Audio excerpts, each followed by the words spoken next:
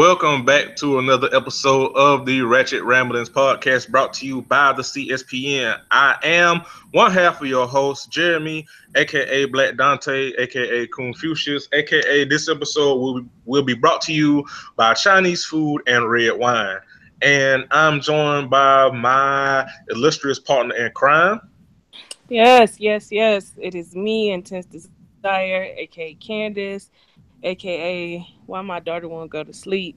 I really wish she could, aka I am also drinking a glass of wine, but actually out of a coffee cup because I'm lazy in the front of the cabinet. You're doing amazing, Candace. And we have a very special guest in the studio. You all have heard him on this show and on Crown and Collards multiple times. We are joined by one of our favorite people. We are joined by podcast Grandpappy. We are joined by the Greg Popovich of Black Podcasting, Rod from the Black Guy Who Tips. What's going on, Rod? Oh, what's going on, man? It's actually just the guy who tips now. I'm not black.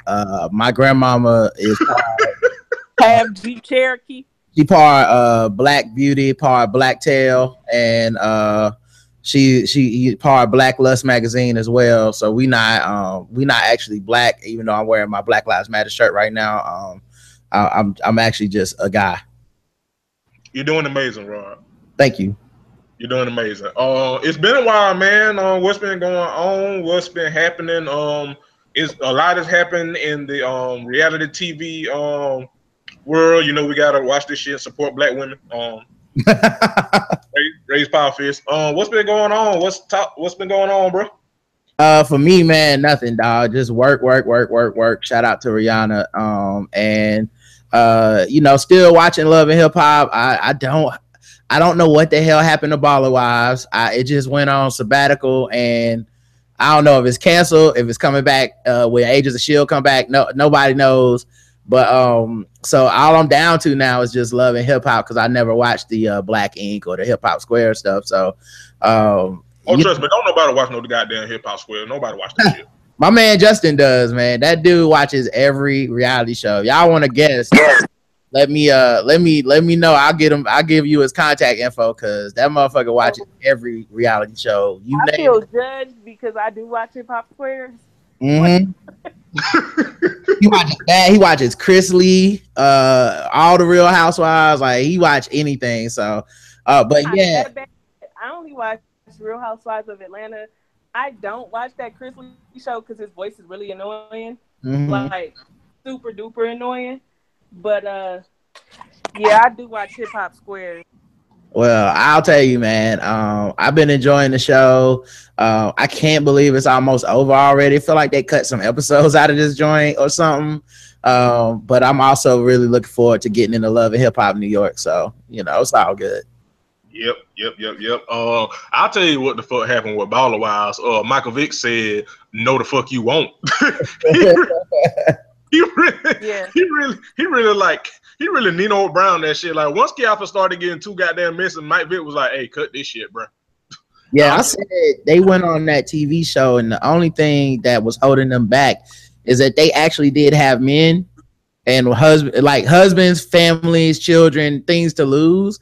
The other shows are like always like it's basketball and hip hop or Love and Hip Hop or Basketball Wives, but it's always a bunch of people that ain't got a man, so they get to act real foolish. And like the men on this show for Baller Wives kept shutting everything down. They just be like, well, me and Chris, yeah, like you messing with the money. Chill, right?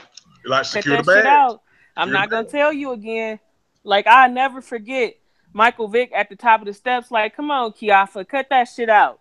Yes. I was like, okay. Yeah. Yo, and see, that's the difference. She did because that is her husband. She does love him. She does love their life, and she doesn't care that much about the drama of the show. So she really was like, girl, let's talk about this tomorrow. Bye. She was like, I message you after She was pretty much like, I'm gonna have to talk to you when this nigga go work out. Mm-hmm. Look, when Chris and this nigga walk the dog, then I'll text you, girl. All right, okay, cool. Mm-hmm. But yeah, that's what the fuck happened with Ball. Since we own it, what did you think of it? Like, what did you think of like the premiere season? Like I say, like you said, I don't know if we're gonna get another season, if these niggas gonna give us a reunion. I'm still low key, me and Candace still low key mad that they dropped all that drama in us on the last episode and then ain't saying shit about a goddamn reunion.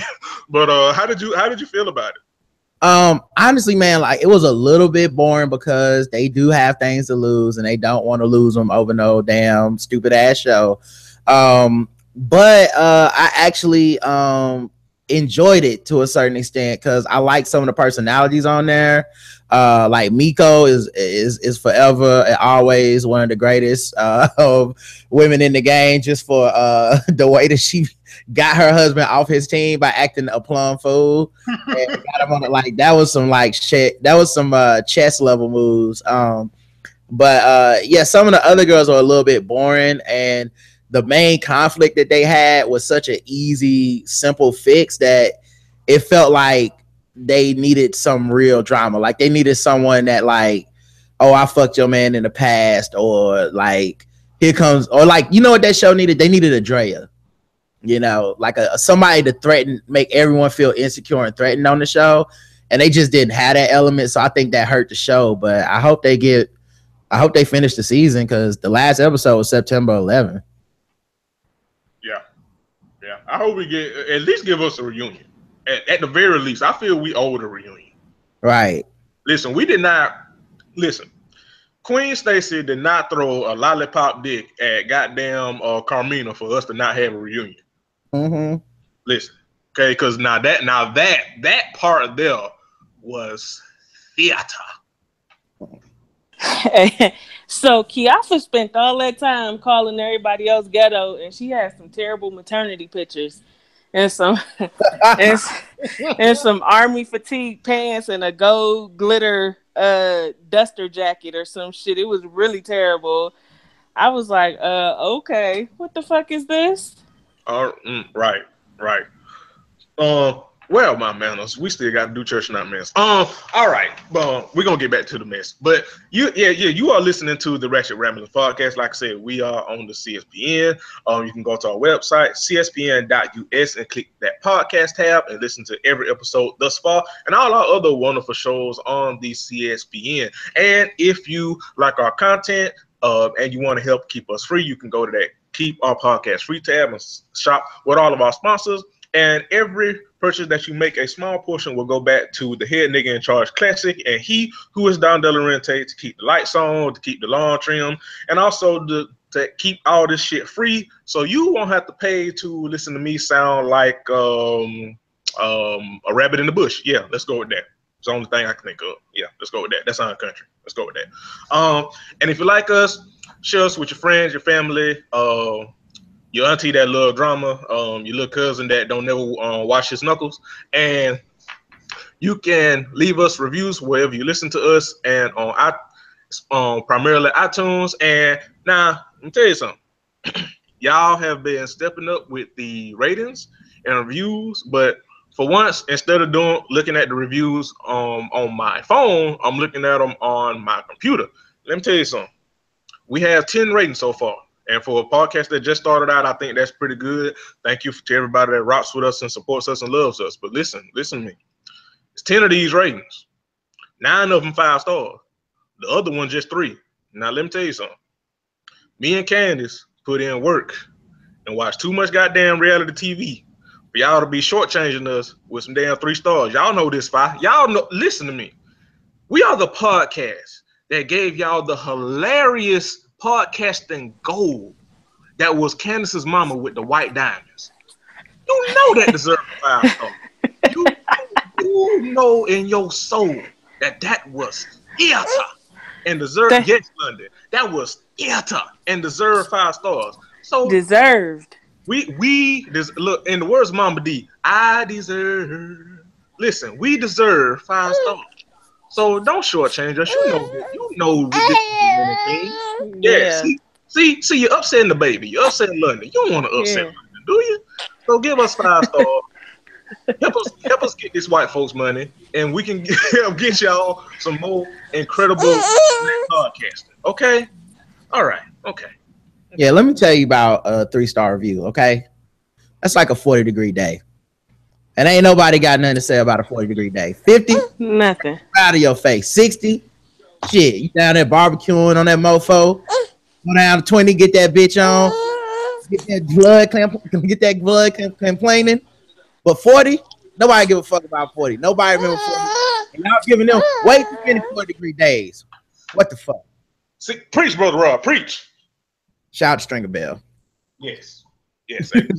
So do your due diligence. Put in on the building fund and give us 5 stars because you know we deserve. See, why would you want to? See, y'all not seen London. Why would you want to upset her on the door? She ain't playing. She mean it. She want it's 5 stars or nothing. Look, she want 5 stars. Okay, her mama. Last episode, her mama was in there giving y'all great podcasting, tending her and cooking fried chicken while doing the podcast. You know that Right. deserves 5 stars. Right, y'all heard me. Y'all heard me flipping the chicken. Don't play with me. What is wrong with y'all? What's wrong with y'all? What's wrong? You niggas are crazy. What's going on? All right. So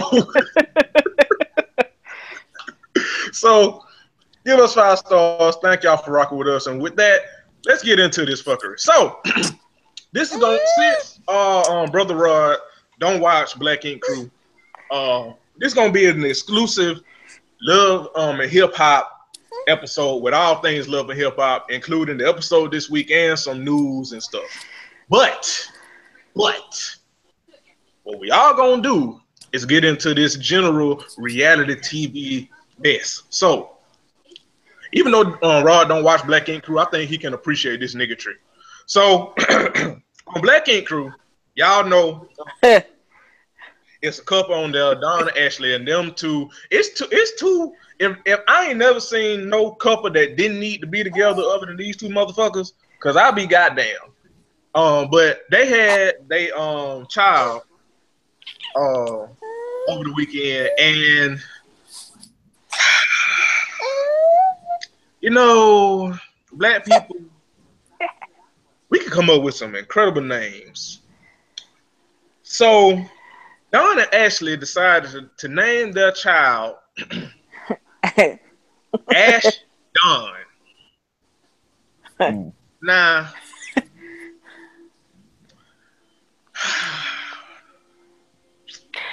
I'll go. So, okay, first off, a little girl named Ashton. And I'm pretty sure that's not how they pronounce it. You know damn well that how they pronounce it.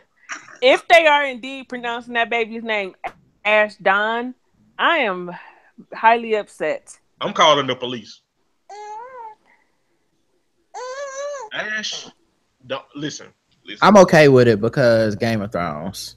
I feel like if white people can name their kids anything they want, then you know we should be. It's not terrible. I just don't like Ashley. I'm gonna be honest. But it's just weird. And the way it's spelled, it's like capital ASH, capital DON. Like it's really weird. Right? They named their baby a hashtag. It's strange. Like and what? Like what? If they would have just said Ashton if I don't know, it's not worse than Bonnie Bella. So I guess we got that going for us. I mean, that is true. I mean, in fairness, it's not a nigga named Nevadius. So, in fairness. But she didn't even name that baby after him. She named that baby his stage name. Stage name Junior. That nigga name so ugly. She didn't even give him his birth name. Future Junior. Future Junior. Baby Future Junior. You know how ugly your name gotta be for you, the mother not to want to name it after you. For the mother to name the baby the rap name. You know how listen, you know how ugly your name. You know how ugly your name it has to be for the mother of your child not to name your child a goddamn adjective. Like what? Like she ain't naming a noun. She naming him an adjective. Like what? Shit terrible. But yeah, the baby's name is Ash Don or whatever, and Black Ink is back next week, so we will just unload this episode that they snuck in this week with the episode from next week and go from there. Yes, correct. Because they snuck it in like after fucking Love and Hip Hop and Hollywood and Hip Hop Squares. I was They like, called it a sneak peek, and when I looked up, the shit was on for 45 minutes. Like, what's y'all definition of a sneak peek? What the fuck? Right, nigga, that's a whole ass episode. Like, this shit turned out to be a whole episode. They could have just said it was a new episode. Like, what the fuck? That shit was like, and coming up is a sneak peek from Black Ink. Like, okay, I'm expecting like 5-10 minutes. You know, I look up, I'm like, hey, this the whole episode. Like, are y'all? Like, y'all definition of sneak peek must be in Tyrese because y'all like A1. It must y'all like A1 in them. It must be 2 LAs. Right. It must be 4 LAs. It must be 2 sneak peeks because this ain't that. Right, and that ain't it. And also next week is the season finale and the first reunion for Love and Hip Hop. Right. Came and gone too soon. It's the season finale and first reunion? Yeah. Mm-hmm. Yeah. They're gonna show the season finale, and then like right after they're gonna show the reunion. Part 1. Yeah, I feel like they must have canceled Baller Wise. That's the only thing that makes sense. And Hip Hop Square's finale was this last Monday, so I'm just like, okay. Yeah. They getting ready to put all the eggs in the basket for Love and Hip Hop New York. So you know that means Yandy gonna have 1,000,001 bundles. So yeah, speaking of Yandy, this is a perfect time to cut into before we even go to Hollywood. But Mendeecees' first baby mama is so goddamn many of them. Sam made a post on Instagram and basically said Mendeecees hasn't called or written Little Mendeecees in 10 months. And that Yandy is fake, and the only time she has anything to say to Little Mendeecees is like when it's almost time for a new season of Love and Hip Hop to start. Only start acting like stepmother of the year when new Love and Hip Hop season starts. And they didn't do nothing for Little Mendeecees for his birthday or none of that. And yeah, it's all bullshit. He really need to step up for that kid and be a father from prison. But so so the part that's killing me is like, I don't know how much you can expect from no prison dad, but apparently it's something. Also, I'm not sure Mendeecees can read. So I'm not sure the nigga can read to even talk about him writing somebody. He has looked illiterate every season he's been on Love and Hip Hop. And he sounds like he is chewing toilet paper every time he opens his mouth. Menteecees. Yeah, I do call him Menteecees. That nigga teeth is huge. And well, Yandy didn't respond, which kind of shocked me because she loved to respond and be snarky on social media. Especially it's a lot of go ahead. Baby mamas, which make me think it's a lot of truth said, because when she was posting the wifey videos and the wifey t-shirt and shit, like it was all in. It's been quiet for this. So Yandy don't never miss an opportunity to let people know she done secured the bag, quote unquote. So I'll listen. I know Samantha crazy shit, but all I'm saying is with her smoke that fire.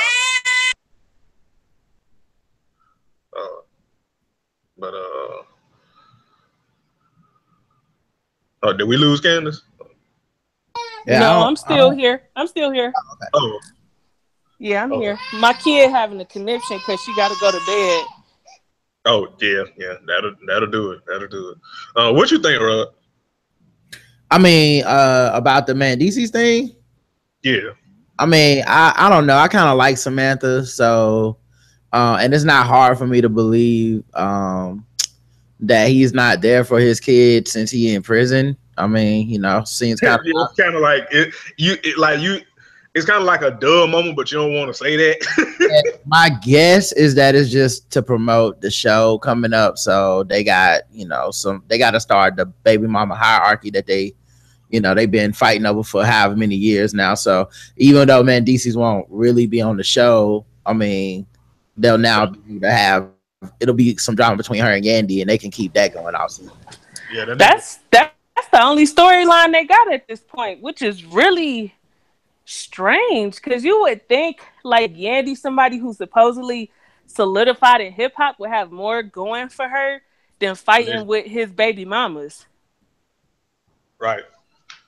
And then you would think that what Sam, Samantha, and Erica would have branched off into another storyline themselves, but they really all their storylines literally about this one nigga that ain't gonna get out of prison until Trump get reelected. So, I don't know. I can't call it. It'll be interesting. Who else is joining this season 8 cast? I don't think they. Let me. Safari gonna be there looking for a nice round body girl. Oh, is that why they segued into his family wanting him to come back? Yeah, his cousin came over there and was like, "Mr. Lava Lava, down by the beach, boy." Hey, this impersonation though, bro. You gotta go. I'm pretty sure Safari is not Jamaican, guys. I'm just saying.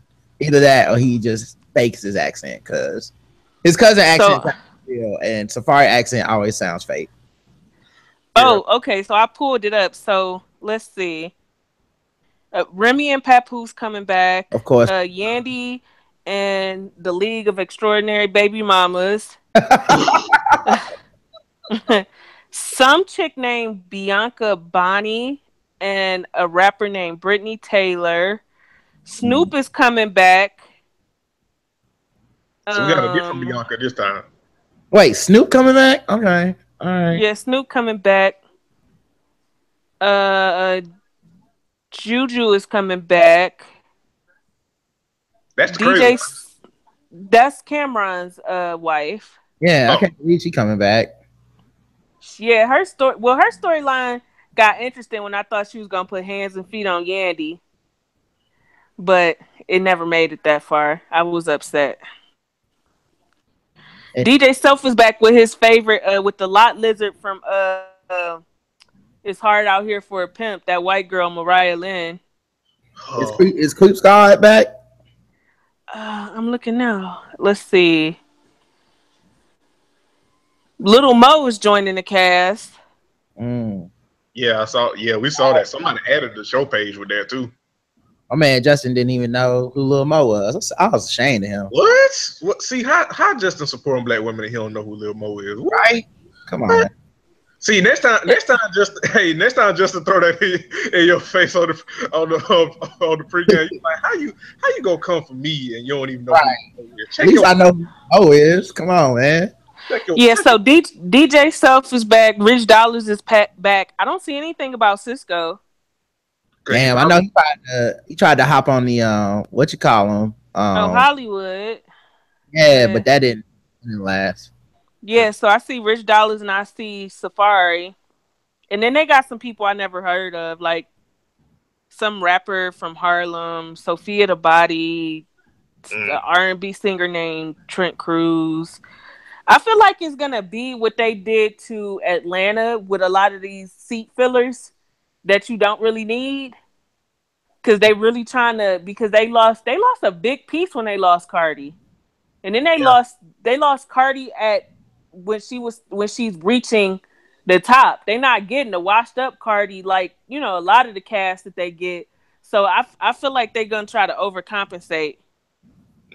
Probably getting them some crazy ass storylines that don't make sense to overcompensate. I can already picture Mariah Lynn fight half the goddamn cast except Remy, because Remy killed her, but still. Yeah, Remy ain't to be fucked with. If she'll shoot a bitch over $1,000, well, hey, a queen gone queen. Remy and Pat just there to be black love and judge everybody else that acting crazy. Because they don't never fail. Every time they do a Love and Hip Hop New York reunion, Remy and Pat just be sitting there and just be like, and just be judging everybody. Remy would just be side-eyeing everybody, and Pat, like a good, faithful black man, just be sitting there, just be like, yep, you ain't shit, you ain't shit neither, yep, whatever you say, Remy, yep, Yeah. So, yeah, I think that's pretty much it for that. So we do have. Then, I was going because last week we touched on actually damn near like all of the next stories before we get into the next episode. Well, except for one. It's gonna revolve around this person. So last week we talked about Kim and Nene getting into it for over Kim's daughter Brielle in that video. So Kim on the 5th, this was the 5th, Kim put out on Instagram, she posted an Instagram post, I guess clearing the air or whatever about it. Here's what she had to say. She said, first off, that video is a combination of two videos. I combined them. Brielle posted the first video on Snap, unaware of a large bug in front of her when she was kneeling down until her DMs blew up. She removed the video immediately. I was filming and an invited guest, and she added Nene for Real Housewives of Atlanta. Bree was invited as well. Bree went to the bathroom and saw several bugs and had sent me the video on Snap and no one else. We are filming for a show, remember that. And Nene released this video herself. No one has ever seen this video but Real Housewives of Atlanta. Nobody would have ever seen this video. Nene has said and done some things that are absolutely disgusting. Speaking of, we'll get into that in a little bit. However, I will take the high road, as you will see it on the show soon enough, but you will not make it seem as though my daughter did anything wrong. She never posted this video, nor would she. As you can see here, I myself was not willing to send the video for ratings to Real Housewives of Atlanta. End of story. I said what I said. Kim full of shit, and we'll go from there. So, so first off, two things I want to make clear. If you saw the video, there's no way Brielle didn't see that big ass bug. First off, that's first and foremost. Like, she fucking saw it. I don't think she posted it to cause no shit, but she ended up doing it. As far as Kim, I'm pretty fucking sure Kim sent that video to the whole cast of Real Housewives of Atlanta, because that's just how messy Kim is. Like, I know Kim like to act like she this saved and sanctified housewife and she just want to have 18 more babies and live her life, but Kim's still full of shit, because for her small guest appearance she made on Real Housewives of Atlanta last season, she got into some shit real quick with Kenya. Like, she didn't waste no time getting herself into no drama so she could be asked to come back for this new season. So I fully believe she sent that video to somebody or somebodies to kick off the shitstorm. Now, I still don't think it was a roach Nene got going on in that house. She need to bring in a Terminator. Like, she need what is the name? Terminex? Ain't that the commercial or some shit? She need to bring in an exterminator. Yeah. Cause she got some shit going on behind them walls. She got the damn she got the locust plague from Courage the Cowardly Dog. That's what the fuck she got.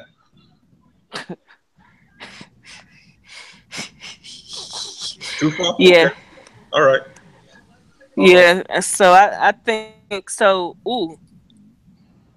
Phaedra's not coming back, which we already knew, but Phaedra's not coming back because of the shit that she did last season with starting the rumor that Kandi tried to drug and rape Portia. And so that leads me to Nene has been trying to be a stand-up comedian. I don't understand it. I don't get it. Neither does I. She got a cute catchphrases, but other than that, Nene is not stand-up comedian funny to me. She was doing a show. She had a heckler. Ask any of the best comics ever, dead or alive, they will all tell you at some point they have been heckled. Nene's response to that heckler was, I hope your bitch ass get raped tonight." Yeah. Okay. Okay. Then she apologized. Then she went on like IG Live. She's crying boohoo tears. That big ass nose just leaking buckets of snot.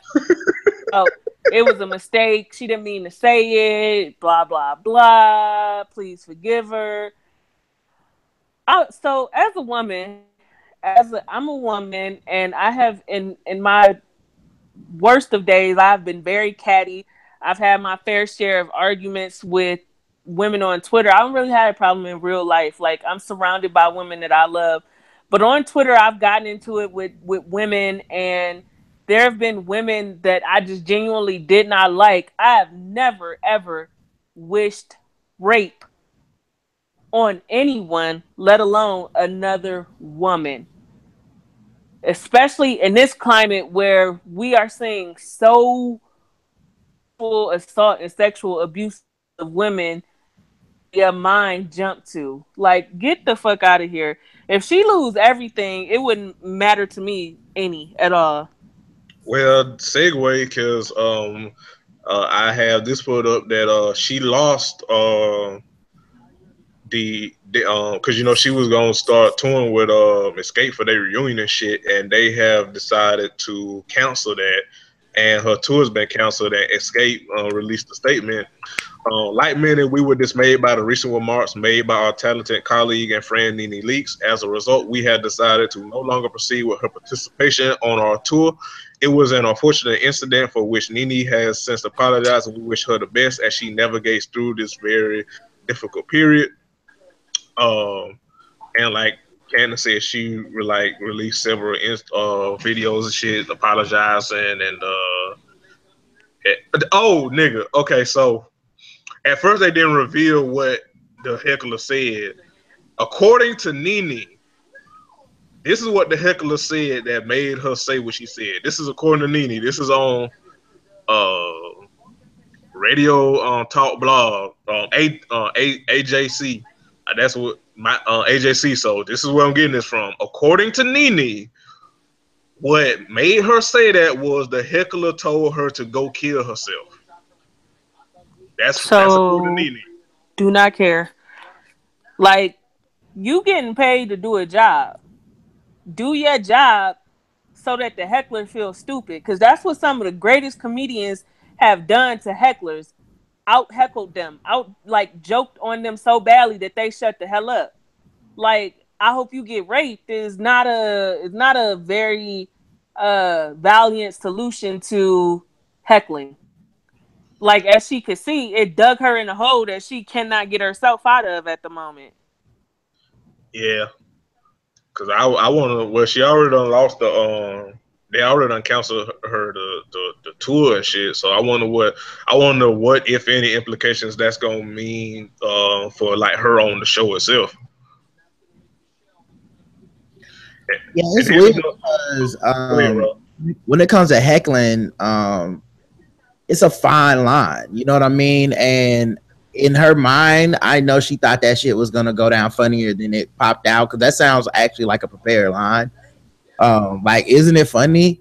People get raped by their Uber drivers, ha ha ha. And yeah, that's why you have to respect comedy, because when you get up there and you're just trying to do it and you don't have any respect for the art of it, you do stupid shit like that. You know, now it might be a growing pain. I don't know if she can come back from it. I don't know all that stuff. You know, I don't know how serious she's taking it. But when you're not serious, something like that can end your career. You know what I mean? Like, I remember Daniel Tosh, who was one of the most like vulgar comedians, who I do think is hilarious, but he made an offhanded rape joke one time, and he had to apologize. Like, he almost lost everything. Like, it's, you know, nothing's wrong if it's funny, but if you can't make that shit funny, then guess what the cost is? You know what I mean? Yeah, it's your career. Yeah. And then, and speaking of speaking of Raw, this is it's hilarious. You said with apologies and if she meant it and she's smart and shit because on her damn Instagram she posted a goddamn picture of herself pointing to her arm, saying what don't break you will make you stronger. Niggas always get profound when they get caught doing dumb shit in the media. It's like Kevin Hart syndrome. Yeah. Like, Speaking of, why Kevin Hart still apologizing to the internet instead of trying to still be a good because husband? he's an embarrassment. That's Hey, it seems like every like couple of days, Kevin Hart drop a damn Instagram post where he go full Carl Thomas to us instead of to his wife. Like, boy, that's what happened when your guilt eat away at you. Like you don't know when to sit down and shut the hell up. yeah. But yeah, that's what Nene got her done got her ass and her nose into some hot ass water. And like, hey, like Ross said, you know, the thing in comedy is nothing wrong if it's funny, but if you can't make it funny, if you're gonna do wrong, at least make your wrong funny. And but you know, that's some shit you should know better not to play with. And then she said that in her apology, like I knew better. It just took me to a different place. I'm like, nah, nigga. Like I have seen black women comedians, actually get threatened with what you said to that heckler. Like you should fucking know, nigga. Leslie Jones was fucking harassed, nigga. Like you should know better, Nene. Like what you doing? Nothing. What? Like, oh no, baby. What is you doing? Also, I mean, let's be real here. Like Candace said, like Nene got some quotables, like, but being a comedian, that's like Waka Flocka trying to be a professor. Like, I get, girl, I guess, but speaking of, so so Candace brought this to my attention, and I saw people on Twitter talking about this. I didn't see it, but apparently Tammy is still explaining to the internet why women should stay with or trick off on they cheating married niggas. So Candace, you want to start this up? Well, I saw Tammy being talked about, and so whenever she's talked about, it's always for being head ass. Like Tammy is a beautiful head ass woman. Like it is so bothersome. But she pretty much made the comment that the reason why can't get a man to keep a man is because they want him to do everything. They don't feel like they got to carry the load, and she trick off on Walker sometimes, and sometimes she pay for everything, and blah blah blah. Can you go be cheated on in peace, please, please? She's like the other side of the coin. Like Kevin Hart is like the cheater who won't go sit down. She's like the person being cheated on that won't sit down. I am victimized. I too have been victimized of cheating. Hear me roar. Like she tried. Hey, she like. You know how it's like on Love and Hip Hop Atlanta, like Trasher was trying to give like the other side of this of being the side chick and nobody wanted to hear it. Like that's how Tammy is, but for women that's been cheated on. Like she trying to give like this is why I stayed and you should too side of the shit, and nobody wants to hear that shit, Tammy. Nobody wants to hear it. Nobody want it. Just be fine as fuck. Don't nobody want to hear you explain 50-11 times why you cheated with this. You stayed with this cheating ass nigga and other women should too. What you, baby? What is you doing? What?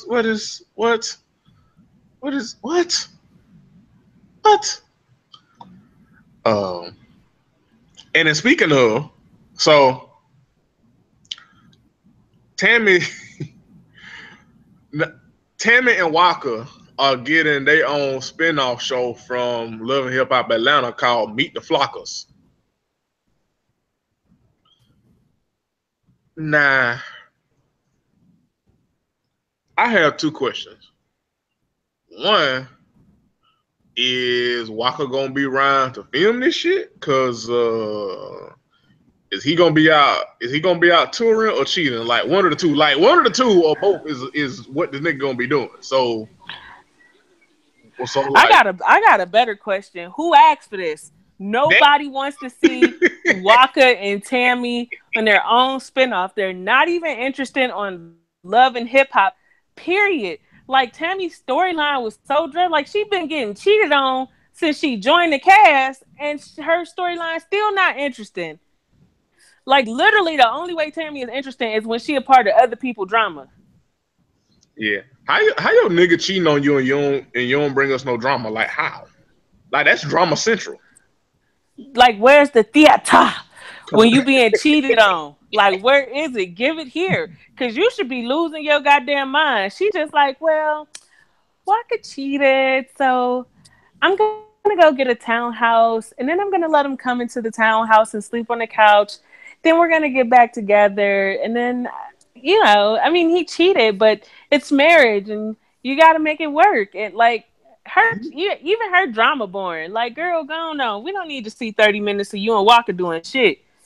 And he's gonna take me to the theater and show a screen of his Instagram passwords, and like it's really romantic to me. And I just think as women, sometimes we should just, you know, forgive. I mean, men are gonna be men, but you know, like it's like you're playing football and a defense bends but don't break, and that's what your marriage should be. And you shouldn't let it bend just because of a little cheating. And we're gonna turn this into a spinoff show, you guys, and you should definitely come meet the Flockers. Like, girl, bye. Please leave us alone. Please. Yes, leave us alone. Please. Leave us alone. Please. Look, Walker ain't even black according to him. Leave us alone. It's like, please, I'm asking you nicely. Please, from the bottom of a thug's heart, please leave us alone. What? Listen, so Walker did some radio interviews saying he's not black. And y'all don't call him black. Don't refer to him as black. Nigga, what the fuck is you? And if you not black, why you always got the word nigga rolling off your lips? Why have you made a bulk of your money and gotten a bulk of your fame from black people? Listen, that like nigga, please talk about his Native American. Your grandmama Jeep Cherokee. Fuck you. Listen, that nigga said, I got some Native American yaki in my hair, and y'all not gonna disrespect my indigenous roots. I was like, boy, and we seen your mama, you black. Listen, listen to me. They're acting as listen, they're acting as stay getting to a damn check. If that ain't black, I don't know what is. I know black when I know a nigga when I see a nigga, and that's just where we gonna leave it. Listen, I know some guy. I know when a nigga got high cholesterol from some goddamn chicken, deep fried in some fucking Crisco. You ain't gonna boy, gone. I could tell by Deb Annie quick weaves that this nigga hair under that weave. Like, you not about to play with me. I know she been getting her hair permed since she was 6. Don't fucking play. Listen, your goddamn stage name some fucking Waka Flocka talking about you ain't a nigga, boy. Boy.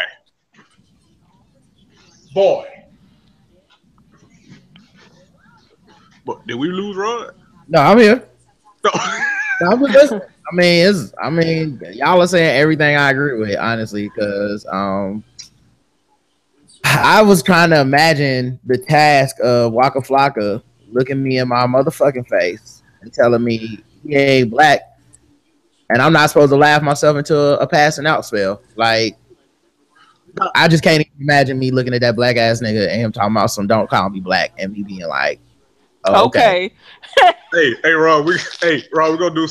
Hey, look, I'm gonna be walking, you be you. I'm gonna try to talk like that nigga. Hey, so listen, dog. See, you know what? Before I even do this impersonation, I listened to that entire fucking interview. Listen, Walker hotel to the motherfucker. That nigga was saying. You can tell by him and Tammy that he hotel. You can tell by how Tammy be like, you gotta stand by your man, and y'all weak. Y'all be leaving men just because they won't respect you. And I'm like, okay, yeah, y'all on that. y'all might be burning incense in that house. Look, y'all females is weak for leaving y'all strong black kings. Right. Like, man, suck somebody balls through their drawers. What is wrong with you? Hey, no, hey, look, Ron, I'm gonna pretend to be Walker and talk. Hey, so look, Ron, see, you gotta be awoken, because that's first of all, the nigga used awoken like 10 times in that goddamn interview. Like, boy, if you don't get, but see, that's what I'm saying, dog. See, I don't travel. I don't travel to Europe. You know, if you go take white folks over there to Europe, my nigga, you know what they call them? They call them Europeans. They ain't white. See, everything here in America is illusion, Ross. See, that's why I ain't really black. You know, I'm Indian. I don't know what it means. Like, I'm illiterate. I can't. You feel what I'm saying, dog? You picking up what I'm putting down? I ain't black. I need you to apologize for all the N-words that you've been using on credit for the last like 20 years. I'm gonna need all them back. See, the N-word is an illusion, like credit. You know what's more? Nah, I'm gonna need the word nigga back. I'm gonna need that. Your Black Power shirt real quick. Yeah, no, that nigga was saying all this shit while wearing a Black Power. Like, nah, we reclaiming our N-word because that's ours. You know what's more important than credit? Indigenous roots. Mm-hmm. Y'all get on my nerves so bad. Oh my god. But yeah, he's a whole fool. So he really is. That shit had me fucking rolling. Cause you know, it's some title. You know how like a article will have a headline for clicks, and it don't really be like it's clickbait. I saw that shit and I was like, this gotta be clickbait. Then I clicked on the damn article and listened to the fucking interview. And when I tell you, listen to me. Listen. A nigga with stage name Waka Flocka with dreads that look like if you burnt A1, talking about some he ain't damn black. Boy. And see, you know what I appreciate about that shit though? You know what I appreciate? The thing I appreciated about that interview is the same thing I appreciate, even though I kind of hate it because niggas can't help but say stupid shit. But it's the same kind of shit I appreciated about Skip Bayless when they was on First Take and Stephen A would say some head ass shit and Skip Bayless would just let him cook and be stupid. That's what Sway did the whole interview. Sway went full Skip Bayless. He would just let him cook, just let him talk and say all this stupid shit. And Sway was just like Skip. He was like, yeah. I see how you feel that way, Walker. Yeah. Now I don't agree, but yeah, I'm gonna let you cook. Yeah, that's exactly how Sway was. Sway channel his inner Skip, and I appreciated that because sometimes you just gotta let a nigga talk and let him look like the fool that he is, and I appreciated that. It's a difficult skill, man. I've been on the other side of that before, where I've had somebody where I'm interviewing them, and I'm just like, this motherfucker ain't making no sense, but I mean, this is good for the show, you know. Gotta let them cook. Is that Chappelle skit where he just let him roll, let it roll, keep playing. All right, so without further ado, y'all have endured us. But you forgot some real hot shit. Jocelyn and Stevie and the baby, and how an article dropped saying that the court appointed guardian for Bonnie Bella was trying to get her, and Stevie and Jocelyn have disappeared from the Metro Atlanta area. Meanwhile, Jocelyn... No, we didn't talk about that. We did? No. Oh. Meanwhile, Jocelyn on Instagram looking like 03 Bonnie and Clyde holding the baby and shit, like they on the run. And she was being spiteful when she got the court involved. And now, they still haven't. Oh, we did talk about it, but they still haven't gotten that baby. So the court's about to proceed to the next step and put warrants out for their arrest. Mm-hmm.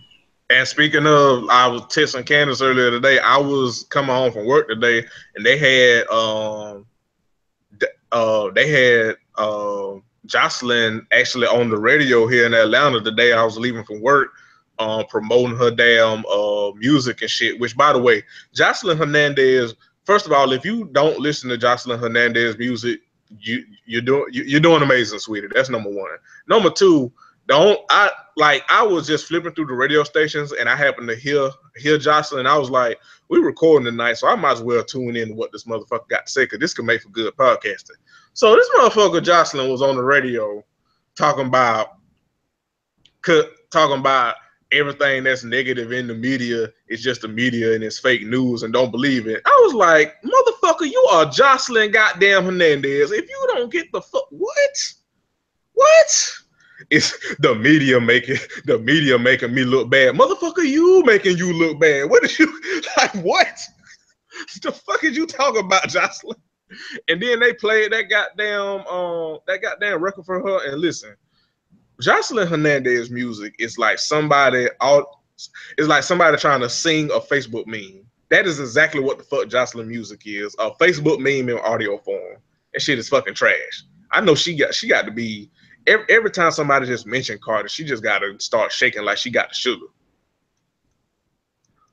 Because Cardi is everything Jocelyn wished she could be, and then some. And would never be. It's funny because I feel like Cardi's just popular enough for Jocelyn to not take a shot at her. You know what I'm saying? Like, she just popular enough for her to be like, I'm scared. You know what I mean? Like, I would talk shit about her to everybody, but maybe she'll be able to help me out one day. Maybe we can do something together. Like, I could feel that in Jocelyn, because if not, I would just see her petty ass being on like social media all day, every day, just going in the party. Because you know she paid enough to do it, because she do it every goddamn body else. Like, releasing some horrible diss song that nobody want to hear. I could just see her doing it. It's the Puerto Rican princess. Like, no, it's not. No, it's not. Or that sounded like the background. Or that sounded like the background focus for Mercy. Exactly. I never thought about it like that, but I feel like you absolutely right. Like, Cardi has gotten just famous enough where Jocelyn can't compete with her. Like, if this was like a couple years back and Jocelyn wasn't so busy trying to argue with everybody and she had been paying attention to Cardi coming up the ranks, she probably would have started some shit with her. I think so. Now she probably hoping for a collab or something. Yeah, because she was on the radio station shouting out Nicki Minaj and saying she want to work with her, and that everybody in the industry has. That's how she got to that whole media thing. She was like, everybody think I have a bad reputation, but everybody in the industry has really been supporting me and helping me out, and it's just the media putting out that negative vibe that I'm a terrible person and I'm hard to work with and stuff. And I'm like, really? It's the media, really? So you calling us what we saw from you on Love and Hip Hop all these years fake news, essentially? That's what you're telling me. Okay, all right, cool. Remember last season when Mona Scott tried to push that women's empowerment storyline with Jocelyn? Yeah, funniest thing in the world. I remember them also burning all that stuff last season, talking about throwing it in the fire. We letting go of our problems. So like, girl, there's 3 more episodes left. Y'all about to fight. Right, what is wrong with you? Yeah, as a matter of fact, we talked about that last time you were here. Throwing all this shit in the damn fire. Like, girl, that is a goddamn $1,000 watch. If you don't, what? Rashida, what? Rashida, what you doing? But yeah, so they about to be after Jocelyn and Steven's ass, cause you know, them niggas in somewhere in fucking Fulton County behind a goddamn Waffle House somewhere. They gonna find their ass, so it's fine, you know. But I think that's all the news. So let's get into the coup de grace, I should say, of this week's episode. Now, Rod, last time you was on here, me and Candace disagree with you. Yep. On your assessment of the whole Masika and Zell situation. And I gotta say, we have come to the conclusion that you were right, that Zell did in fact get them drinks thrown on him because he did deserve them drinks because he was being messy. So we agree, and we said you are right. You were right there. I appreciate that, y'all. I don't think I ever disagreed with Rod though. I'm gonna have to go back and listen. Because you know Masika was your problematic fave, so you know, yeah, you was going to bat for her. But I always said from the jump she was a coward. Listen, yeah, but disagree. Me and you disagreed with him about her for her being a coward. That's the part we disagreed on. Yeah, I don't think she cared. I mean, I just think she legitimately didn't want to see specifically Alexis get shine on the show via her. Like she was like, no, I don't want you to be on this show. So I'm gonna just do everything I can to not even be in a scene with your ass because you're gonna try to shine on me. Yeah. Yep. And then come to find, like, as we watched, like, because we talked about it last week, and I was saying like Zell should have stayed out of it, especially when Masika was helping this nigga book major gigs and get checks. Like, why would you hop in the middle of some shit with somebody who helping put food in your mouth? Matter of fact, I wouldn't have had shit for Alexis. I'd have been like, bitch, you better be lucky I'm a man, because I beat you the fuck up about Masika. I don't give a fuck if I think she wrong or not. She helping me get jobs. And as quickly as she was helping him get jobs, she snatched them hoes right away. We got another stylist. You can go, talking about he doing it for free. Nah, you wasn't doing it for free. You just embarrassed because you played yourself. That nigga is quick on his feet to try to save face, but yeah, the writing was on the wall. But yeah, we said it last week. Like Zell definitely shot himself in the foot. But everybody in that situation, to a degree, is like wrong in the sense because Zell wrong. He should have stayed the fuck out of it. Masika wrong because even if I'm not gonna let Alexis get no shine off of me, I'm also not gonna let my friends keep getting like slugs and shit when it's some shit to do with me. And then like Alexis wrong because if you got beef with Masika, why the fuck you going at any and everybody but Masika? Why you dragging her friends into some shit that's between y'all two? So like everybody. Well, at this point it's squashed, but Mr. Ray kicked it back up because when they went to Chanel little Ankle Coast party, Mr. Ray started with Alexis like, oh, what's your problem with me? Like, why are you discussing this? Y'all was just talking about this got to do with Masika and Alexis and nobody else. Why you keep trying to insert yourself in beef with your unprofessional ass? This nigga start more shit at other people's events to be like a promoter and an event planner than I ever seen in my goddamn life. What kind of weirdo ass shit is that? Yeah, it's so funny that he like got all this smoke with Zell when it's like, nigga, it's really the Spider-Man meme pointing at itself like, you the same type of nigga that Zell is. So, like, he always calling Zell ghetto, but you can't never be professional at an event that you put together. How that work?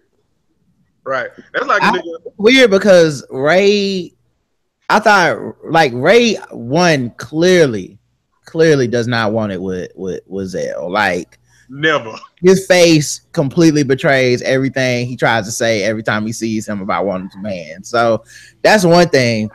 But the other part of it is he knows Zell is gonna show up to his events to derail him, and he falls for it every time, like Elmer Fudd and and Bugs Bunny.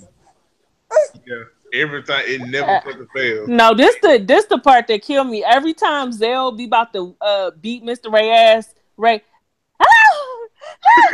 Right. He starts screaming in the falsetto when Zell be on that ass.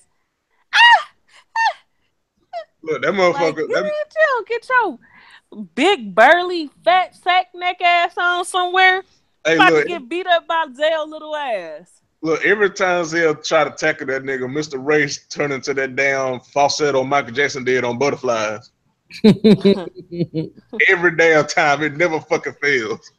Like look, hey, remember that time when they was in the they was in the parlor with Masika and Zell attacking that nigga, and that motherfucker started screaming like a white woman getting killed in a horror movie. Yes. I would never fucking forget that shit. That shit, I watched that shit. I went back and rewound that shit at least like 5 times. At least. That shit was fucking hilarious. This motherfucker, goddamn Zell tackled that nigga like he fucking Big Beasley or some shit. Nigga. Like, hey, the way listen, Zell could have been the goddamn defensive end for the fucking LA Chargers. The way he goddamn tackled Ray ass. Motherfucker man could have been opposite Joey Bosa or some shit. Cause they need it. Yeah, yeah. Zell definitely put himself in a position that he didn't have to be in because he had to just minded his business. And that's the guy's honest truth. Like if you my friend and you treat me like a business partner, you help me get jobs. If you say, hey, I don't want that bitch around me, guess who I'm not about to bring around you? That bitch.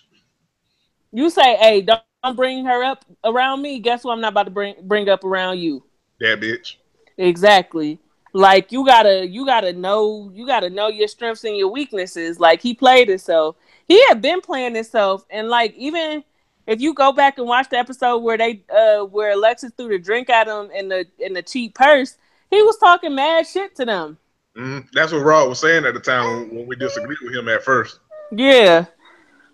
Yeah, see, the thing I realize about Zell the more I watch him is that he just want to be on TV, and he is good TV. Like, don't get it wrong. Like, I love that dude, such a wild card, but he has no loyalty to anybody, and there's no reason to it. Like, I think sometimes it's almost too forced because he'll just show up to an event, and it's like his whole point is, I can't wait to act the fool. You know what I mean? And it's like, well, yeah, you was gonna end up, I don't know, climbing on the table and laying there, or throwing a drink at somebody's face, or that whack ass rap they had in the studio. Like, he always doing something to stay on TV. Yeah, like he always he know Mona need a motherfucker to act the fool, and as long as Mona's got securing that bag for him, he gonna act the fool. Right. But you're right, he is good TV. He is. Let me tell you something. First of all, for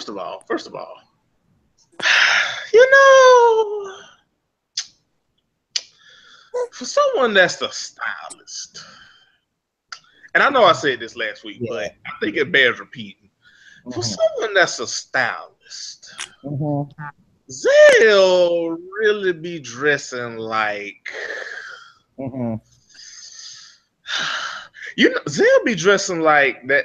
You know who Zell be dressing like? Zell be dressing like Chris Spencer's character and Don't Be a Menace to Society while drinking your juice in the hood. That's who the hotel nigga in Don't Be a Menace. That's who he be dressing like. Let's take it a step further. Zell styles Keisha Cole.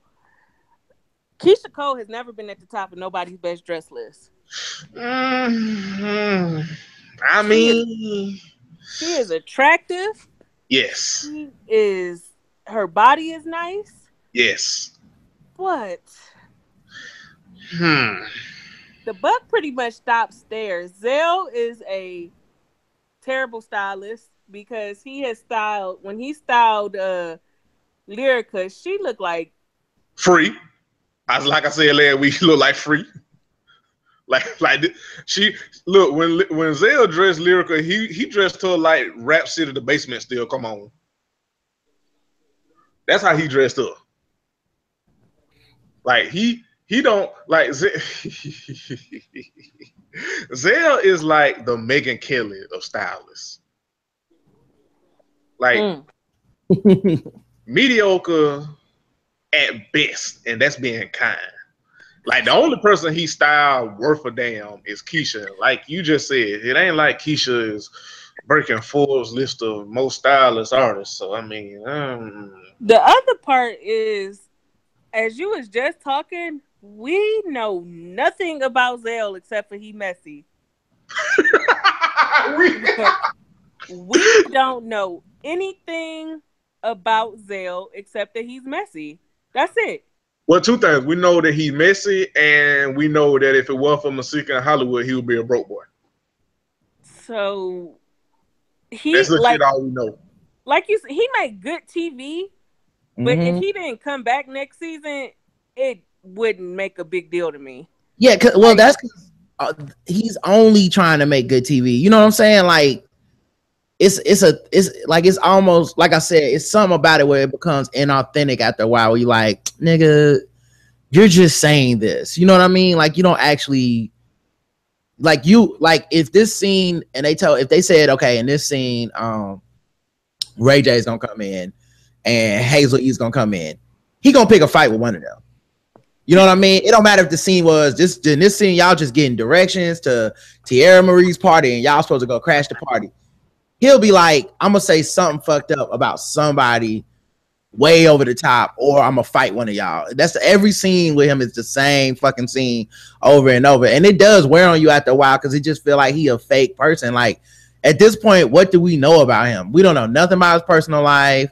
We don't know nothing about like the whole who he's dating and shit. We don't know, like there's no personal detail to that dude. You know what? There's nothing about him that makes you invest in him and want to see him come back. Right. Everybody else got something, you know, like Lyrica and A1 got a marriage. They had their mamas in the show last season. Ray J, of course, his marriage, his baby, struggles, you know, Fizz, of course, and like everybody else got something. Zell's not attached to anybody. He's just like, I'm so-and-so's friend, and then I show up to things and fight people. Right. Like, and then not even then, right? Like, I'm so-and-so's friend this week, then I'm so-and-so's friends next week, and then next week I'm so-and-so else's friend. And it's like, okay, all right, okay, yeah. See, even London's not pleased. See. See, y'all gonna stop messing with the baby. See that? See. Yeah, not yeah. He's really expendable to me. Yeah. Again, he's like you could bring in 10 people to do what Zell is doing. Like you could bring in somebody new every season to be Zell. Yeah. Well, see, right. The thing is, I don't know that anyone can do it because I feel like two other people have shame, so they would be like, "Nah, I'm not about to, you know, talk about this person this kind of way or that kind of way, or I'm not about to try to get in a fist fight and cut myself and shit over some stupid ass infraction." You know what I'm saying? Like he just don't have no shame. That's the part that gets me is he's only on the show because he don't have shame. But at the same time, it makes him feel like not a real person. Yeah, I agree. You know, I really do think he'll one and done for this season. Honestly, yeah, it'll be interesting because I could see them bringing him back because he made good TV, but I could see them being like, okay, well, if you come back, you have to have something. Like, yeah, like what are you gonna bring to the show other than just I'll get in a fight with anybody at any time? Because you know we've been there, done that, man. Reality show ain't, you know, this ain't old. This old now. You know what I mean? Yeah. Because even Mona got a line. Yeah, like you gonna get in a love situation or something, like, you know, I think low key that's one of the problems with the whole, like, them trying to be inclusive of LGBTQ people on the show is that they don't really respect them as people on the show. And Mona doesn't actually like to give them too much of a plot unless it's something like centered around, you know, the struggle of the gay person. You know what I mean? Like, she tried to do that one season on. Aside from Zell in the season last year with the songwriter producer who was in the closet, Miles and Miles and the other guy who, and it became about them being in the closet. Else been gay on the Love and Hip Hop shows? Only women, like no dudes. So it's kind of I'm kind of mad you brought that up because it's making me side eye Mona. Yeah, she does only bring onto the show as stereotypical props, right? Like Zell, just loud and gay and flamboyant, and then she brought in Miles and Milan to feed the down low stereotype. Right. See, these niggas be on the down low. Look.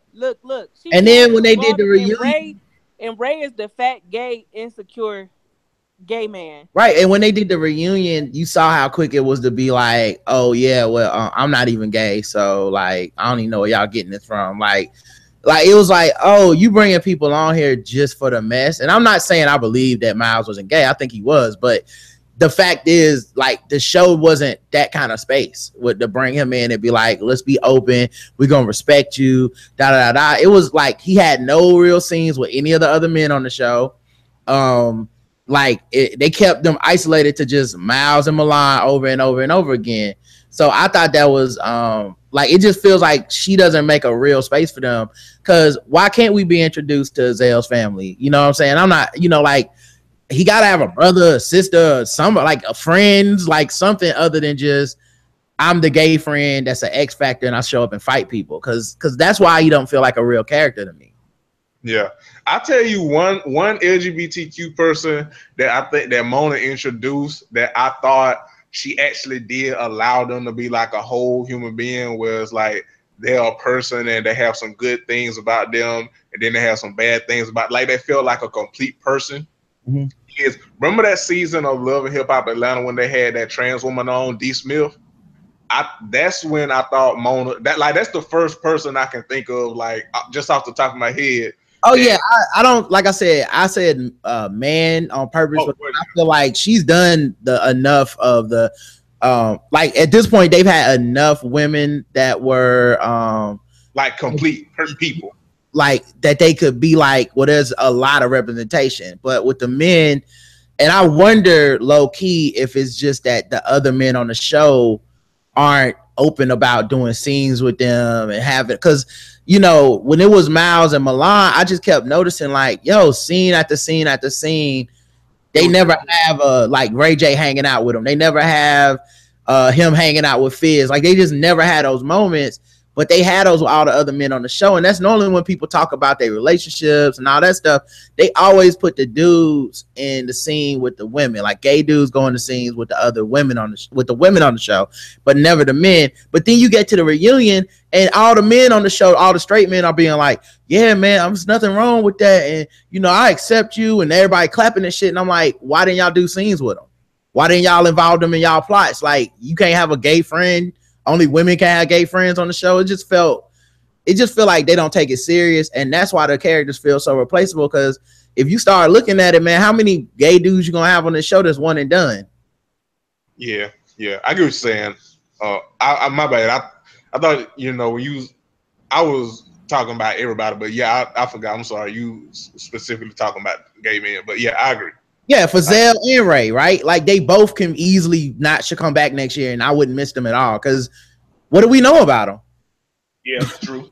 The only thing we kind of really know is that Zell may or may not have been messaging Ray's boyfriend behind his back. That's like the only thing we know.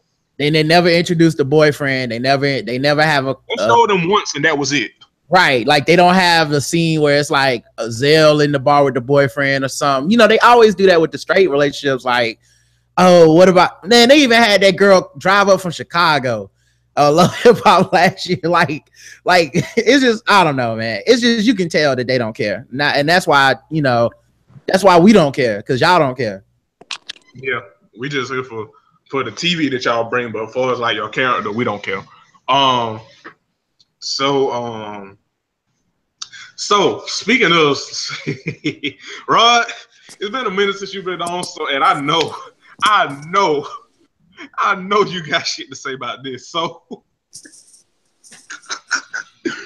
your girl Brooke, what's up, man? Your girl Brooke, what's going on, dog?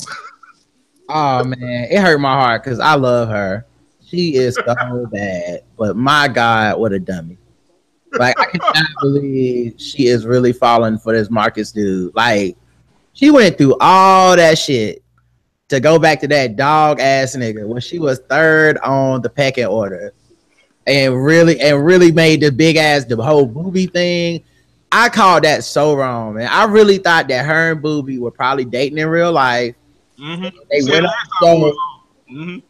Yeah, they went on the show. They faked like they weren't, and then the end of the show was gonna be, and they get together, and we go, oh, isn't that nice? Friends getting together, even though really they was always together. Man, when she went back to Marcus, man, I rolled my eyes so hard, dude. And now this week she get mad at Booby for messing with Bridget, and that feels like her and Bridget not even really friends anyway. But like everything about that mess just seems messy. And it was funny watching her and Bridget fight in front of Marcus because Marcus really was looking like, I don't know what side I'm supposed to be advocating for because one of these sides I'm gonna end up somehow defending Booby or I'm gonna end up somehow defending Brooke's interest in Booby, and both of these sound bad. Look, he was looking like that meme of how Littlefinger was looking before he got killed, and they put the Mr. Krabs or around it. That's how Marcus was looking. Candace, what I told you last week, I told you when Brooke and Bridget was gonna fight in front of Marcus, I told you the part of his goddamn head was gonna stretch from here to motherfucking LA. What I told you. I told you the world was gonna burn, and I laugh from a hearted place. Cause you know I'm always here for Marcus looking the fuck stupid. I laugh from a hearted goddamn place. Cause I was like, that's what the fuck you get. He didn't know what to do. He didn't know whether to be offended or hurt. I was beautiful. Beautiful. Yeah, it was like that. I don't know if y'all know the picture I'm talking about, but it's a picture from Futurama and it's Fry and he's thinking like, and it's like, don't know whether to be offended or flattered. Like that's how his face looked the whole time. I was like, I don't know whether I'm supposed to be mad at this or happy about. Like, am I supposed to be happy that Booby ain't shit? So Brooke can't get with him, or should I be upset that she's mad that Booby ain't shit because she's supposed to be not messing with this nigga? Right. The fact that this nigga has the audacity to give Brooke demands, though, like, boy, bruh, I can't believe Brooke's such a chicken head, man. I really loved her. I would have saved the dog, and now look at me looking like a fool. Hey, we all fall short of the grace of the Lord. It's fine. It's fine. Oh, so speaking of, this would be a great time. So Candace. Yes. We Candace did a little digging and she found that Bridget was on a podcast discussing this. Yeah. So last week we all said like the way that it was portrayed on the show, Bridget looked like she was moving real nasty. Like 1 minute she was mad at Low Budget Dro for not wanting to marry her, and next thing you know, she and Catalina with goddamn Booby and they kissing and shit, and she got them 1999 braids in her goddamn head, looking crazy as shit. She got the braids. She got the braids from the honeymoon. Continue. Well, Bridget was on the Joe Budden podcast, and she pretty much confirmed what a lot of people say about reality TV, especially Love and Hip Hop, that Mona do a lot to create drama. So pretty much when that episode aired, the way it was cut was 1 minute she mad the nigga don't want to marry her, the next minute she with Booby. Well, according to Bridget, that's not how it happened. They were broken up, like it officially broken up when she went with Booby for the Catalina thing that weekend. But they edited it to seem like 1 minute she couldn't get her way, next minute she was on to the next dick. And the other part is, according to Bridget, it was kind of production and Mona's idea for Bridget and Booby to go on this trip together. Like they had hung out a few times before this Catalina trip, and production suggested that they go on the trip together. Right. She had said it was like, what she said, Candace, it was like 3 different, after her and her boyfriend broke up, her and production got together, and she said like it was 3 different ways that like her storyline could have gone, because her storyline kind of pretty much ended like after her and her boyfriend broke up, which is, you know, because she said she came on the show to like work through her issues with her boyfriend, and if it was gonna be together, and if not, you know, it is what it is, and to get back into the music. And she said once it was official, her and her boyfriend broke up, she basically ain't had no storyline no more. So she got together with production, and they was like, how can your storyline go forward, moving forward? And she said they threw a bunch of ideas out together, her and Mona in production, and that's the route that they chose. At the end, that's the route that they chose to take. Like, hey, maybe you and Booba should get together. So we have to, we said last week that Brooke out here moving like Donnell Jones, but no. Yeah, they wasn't together. Now she's still a whole weirdo for the booby thing, period. Like, even if production brought it to me, I've been like, nah. Like, I'm not saying I understand her and Brooke not cool like that, but you even know, like, your married friend, was married or whoever. So Marcus messing with Brooke, who messing with Booby to piss off Marcus. You in your 30s. Why would you even want to be inserted in some weirdo shit like that? Like, the whole shit just reads really strangely. It's a 6-pound shit question. Yeah, it is. It's like super high school. It is. Like, first of all, can we just listen to me? Listen.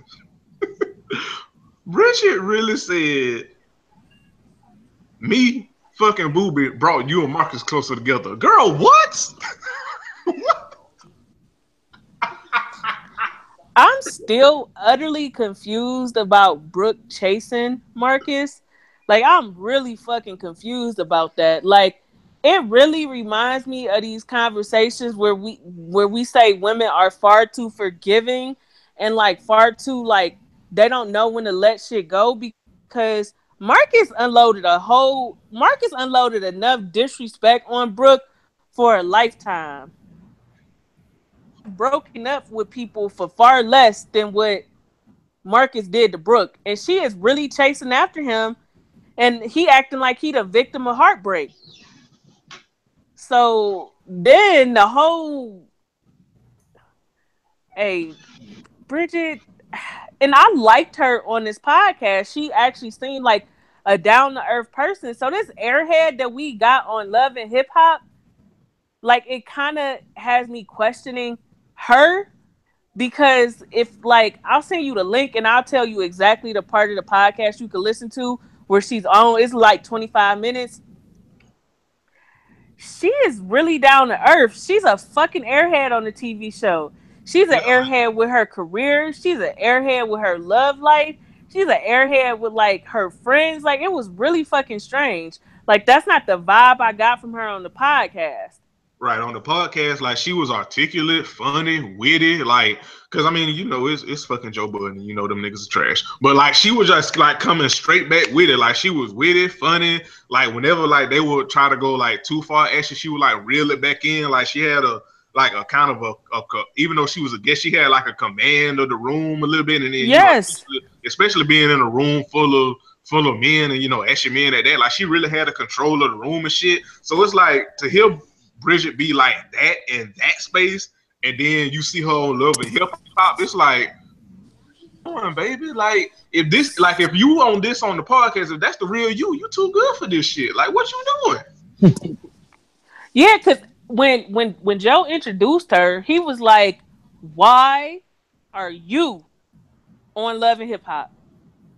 He was like, "You." That motherfucker said. He was like, "You beautiful." He was like, "You talented. Why are you on this show?" And she was like, so she said that she did it because it worked for K Michelle. Like, when K Michelle did Love and Hip Hop, she got a resurgence in her career and everything else. And she got signed to a new deal, new label, got her own spinoff and ABCDEFG. And I also think she saw how it did for Cardi. And the thing is, and I swear I'm not trying to be funny, not trying to take nothing for Bridget, everybody's not a Cardi, and everybody's not a K Michelle. And, like, I'm not even a K Michelle fan, but she has a presence about her that, like, you either love her to death or you can't fucking stand her. So she thought that being on Love and Hip Hop was going to get her to where K Michelle and Cardi was, and it just kind of didn't. It ended up making her look really trashy. It's weird because like K Michelle came in with some Cardi built herself up, but it's like that formula can't work for everybody unless you really had a personality to sell it. And like what I remember being is that it was K Michelle's mouth and attitude that made me be like, oh damn, she roasting everybody on here. And same thing with Cardi. Like Cardi had this personality. Like if you don't got the personality, man, the show not gonna do any work for you that you can't do yourself outside of the show. Mm-hmm. Yep. That's why everybody in. Speaking of, you know how we say DJ Seth got to be kicking himself because of Cardi's success. Mariah Lynn, that other Bianca girl, fucking Drewski, like all them niggas got to be kicking themselves. Like, damn, she really blew up, and we stuck here being filler for ratchetness and mess. Like, I'll be damn, shit, I could have been somebody. I had a dream. Martin had a dream. I had a dream too. I'll be damn. Goddamn.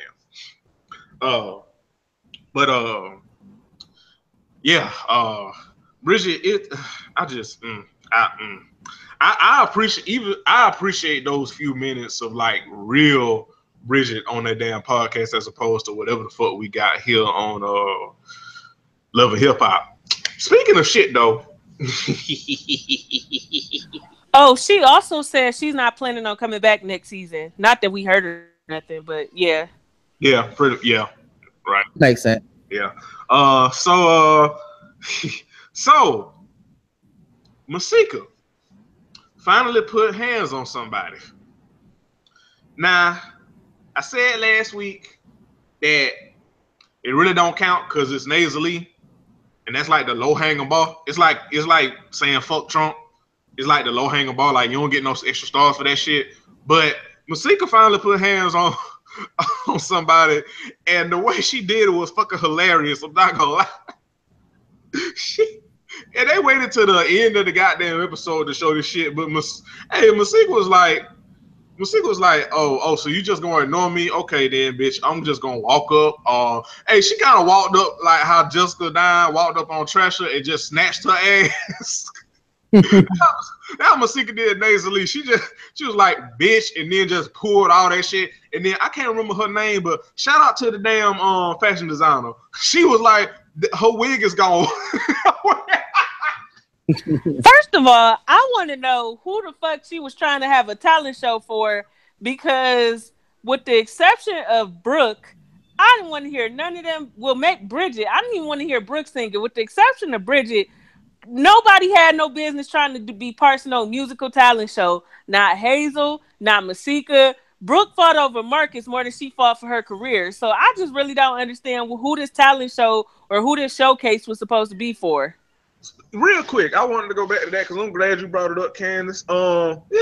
So Brooke mad at Bridget for stealing the song, and like you just said, Candace, you spent more time chasing Mary Dick than you did your music. So I'm sorry, but in my opinion, you can't really be mad at Bridget. Cause you over here making a nigga with a part that stretch 4 lanes over here, making you look stupid. So might want to get your priorities together, Brooke. Just saying. Just throwing that out there. Also, Bridget didn't know that was Brooke's song. Marcus just gave it to her. Yeah. That nigga's such a scumbag, dog. He's so trash. He is so trash and so ugly. Oh, that will make it worse. You know what? That's exactly what the fuck it is. It's not only that Brooke out here looking stupid over this nigga, it's the fact that he ugly as hell. Cause you know when if a nigga is moderately attractive or fine, you be like, he's still he trash, but I'm so you be like, I get it, girl. But nigga, this nigga look like a fucking Furby. Like, what is you doing, Brooke? You could do so much better. If you gonna fuck around exponentially. Fuck around for a nigga that's fine. He looked like that dude that was a center, played for the Pacers. Roy Hibbert. He looked like Roy Hibbert, but short. And when he calls Booby Lil Boo Boo, I'll be like, you know, Booby played in the NBA and he taller than you. Like, don't let your mouth talk a good game and get your ass fucked up. Listen, Booby will fucking. It's like Tyrese talking shit to The Rock. Booby will fucking break.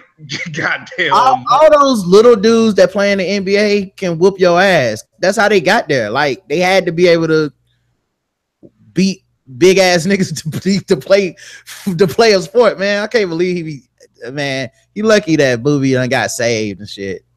Right, Booby. Hey, Booby's so secure in himself and relaxed. Hey, remember when they was in the session when him and Brooke was in that session and Marcus stormed in and called that nigga, was like, oh boy, and Booby was like, oh boy, got a name. Hey, I thought he was gonna snuff the fuck out of Marcus right then and there.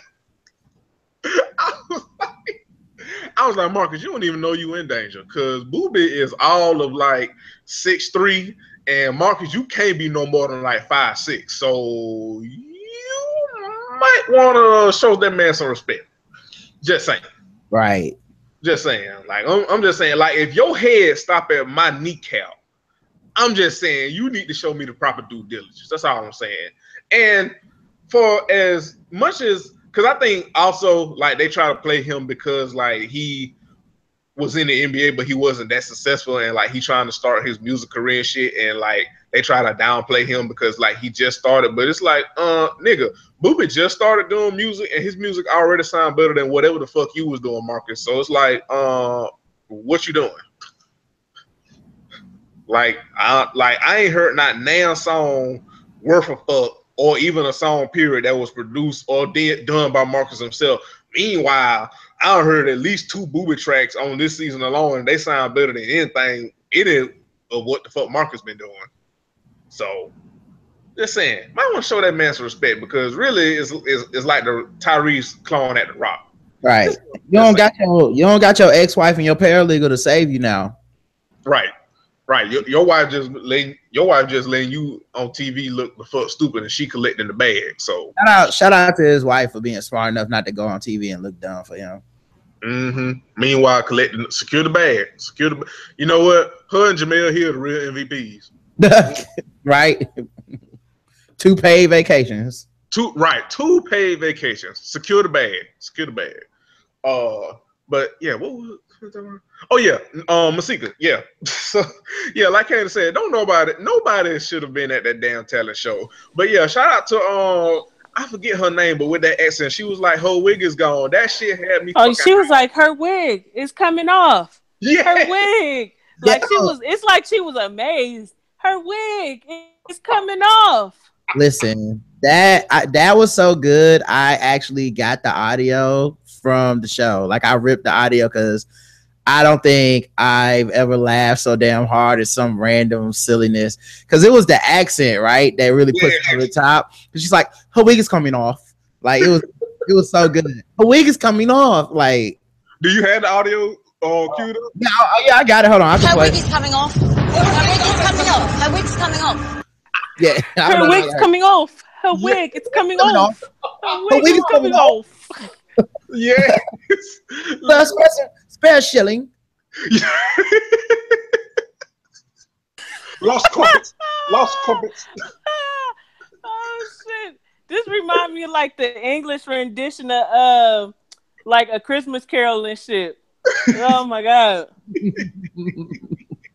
the shit was really bad. Her wig is coming off. Yeah. Pip cheerio. Hey, why she sounded like Mary Poppins and shit? Darling, your wig is coming off. Supercalifragilisticexpialidocious. Your wig is coming off.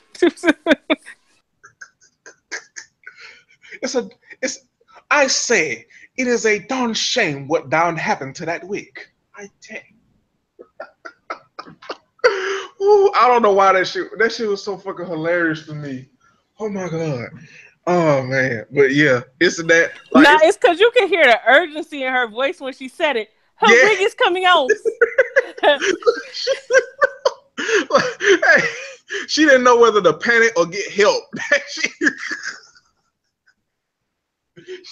You could hear the sincerity. She was so concerned for the weed. Woo, shit. Oh, man. Oh, but yeah, Nathan Lee's wig is dead. Mourn it. Damn shame what they did to that wig. Shit. What else happened this episode? We done got on such a damn tangent, nigga. At this point, we just talking shit. What else happened this episode, Candace and Rob? What else happened? I can't remember. Them Chanel and Alexis trying to tell Ray J to apologize to Hazel Lee. Sit the fuck down. Both you goofy bitches. One bitch can't get her eyebrows right, and the other one look like a kneecap. And it's interchangeable. Do what you want with that information. Hilarious. First of all, Chanel, but first of all, Alexis' eyebrows ain't never been on the same page for the whole fucking season. Like, how you go a whole last season in your confessionals and your eyebrows are never in the same area code? Like, how you a bad bitch and your eyebrows always look like they're in Civil War? How? It's like the North and the South. They separate. Look, it's like they separated by the wall. Ain't no damn Night King to come break that shit down. Like her damn eyebrows be fighting like a motherfucker. Hazel E, she's so fake, man. Like nobody believes that she thinks she's the shit. Like everybody's like every scene is like, maybe it's because she don't know how to read her cue cards or something, but every scene comes off so forced. And when she got dragged by Masika, I was so happy because she really thought Masika couldn't make it up there past security. Come on then. Oh, look at you. Okay, bitch. Yeah. Right. And First of all, I'm going to tell you how corny Hazel is. First of all, you have to be a very low gutter snipe to get crackhead Cat Williams' name tattooed on your vagina. Yes. That's first and foremost. So anything that Hazel has to say is null and void because she didn't even tattoo his name while he was at the top of his career. She waited till he been arrested 272 times, been caught with heroin 18 times, then been beat up by a teenager and all kind of shit to want to tattoo his name on her vagina. Like, are you the fuck okay? No, you're not okay. And somebody tweeted it to me. It's one of the show supporters. I can't remember who, but apparently she's now tattooed roses on her somewhere for this nigga name. Rose and Massengill. Is it Massengill or I just called that man a douche, but man, just called that man a brand addition. But yeah, apparently she's gotten a tattoo representative of him. So Rosewater, McGillicuddy, that dude.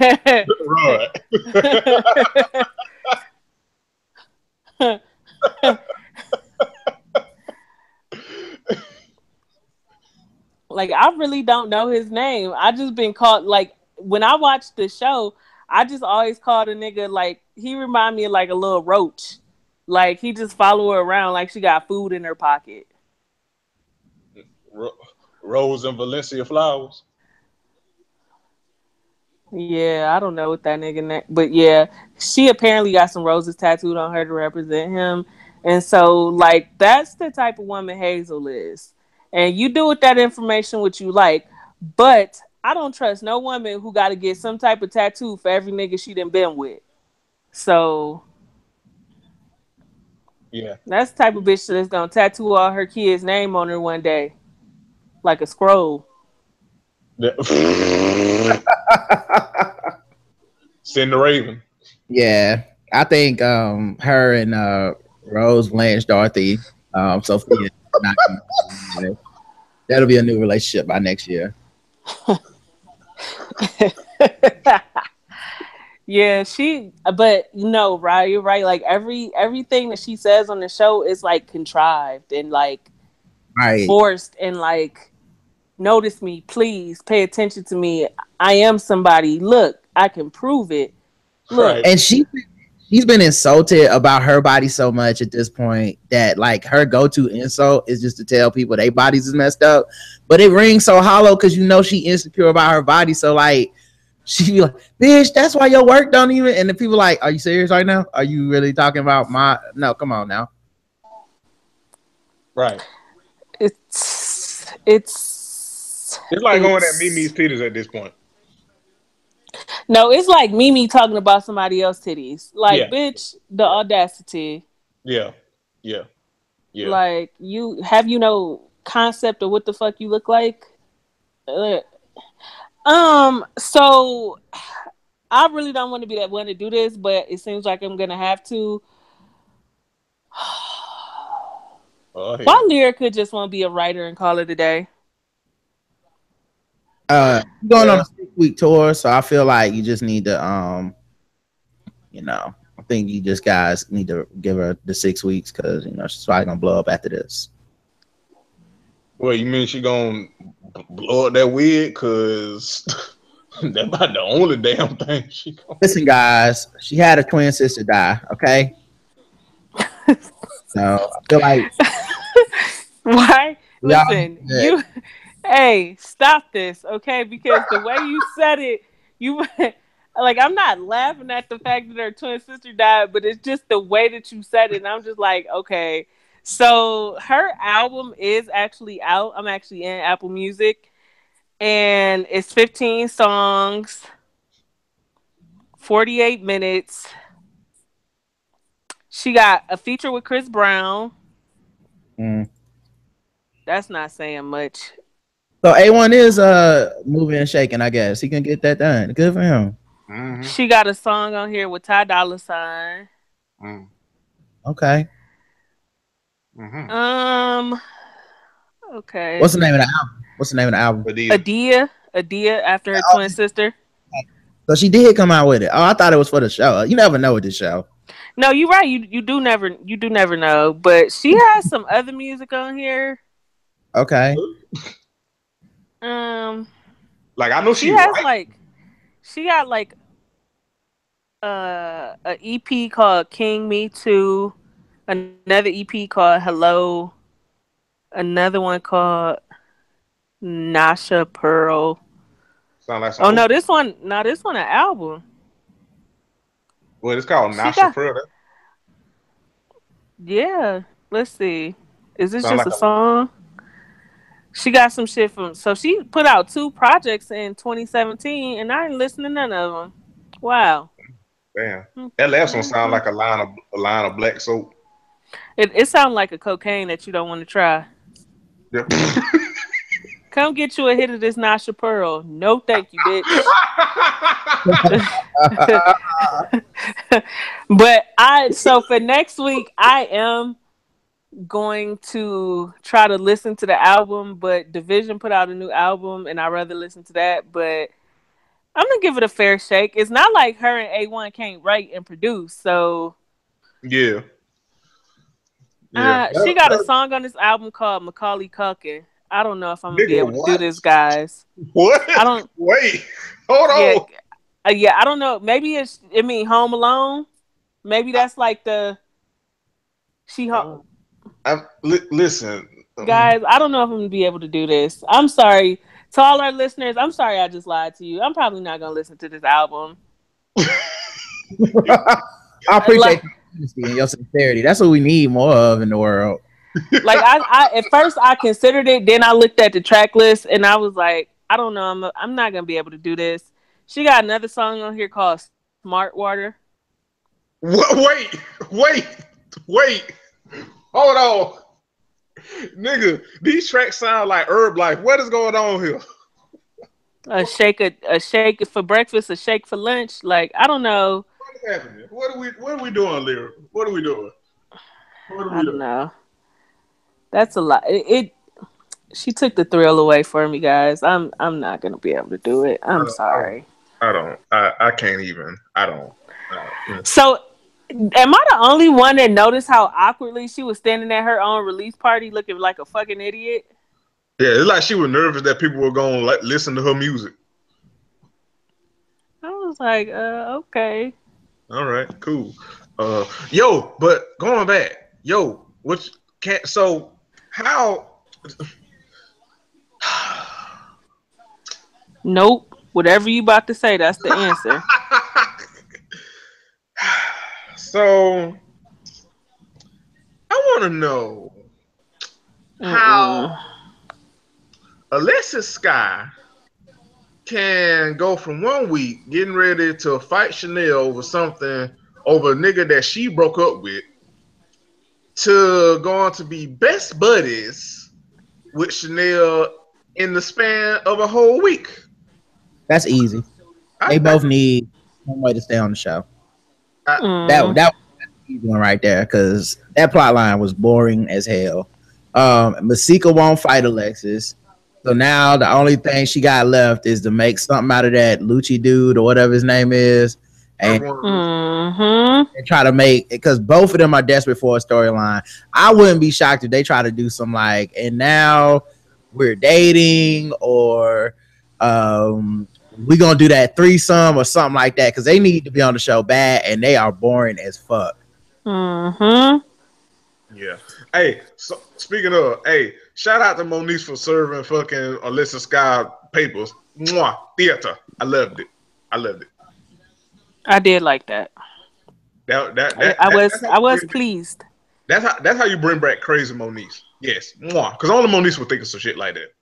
Mwah. Bravo, Moniece. Well, so I can't having a sex tape and being on Love and Hip Hop is almost synonymous with having a bad weave and being on Love and Hip Hop. Everybody got a sex tape on the Love and Hip Hops. However, Moniece managed to get the cease and desist on hers. She didn't play no games about that shit. Moniece is one of them bitches that will talk a lot and still call the police on you. Like, she has started, and once she whoop her ass, she gonna call the police. That's Moniece. I really appreciated what she did, because Alexis don't need to do shit but learn how to rap a gift. That's first and foremost. Cause she sounded fucking awful in the studio. Mm-hmm. Like I said last week, how you have all that ass, but you ain't got no rhythm both in person and on the mic. She sounded like a goddamn special needs child rapping on that damn track with Zell. Oh, Jesus. Too far? Okay, cool. All right. No, it actually was not too far, but still. Yeah. It was a fact. Yeah. I'm sure I'll get us canceled. It's fine.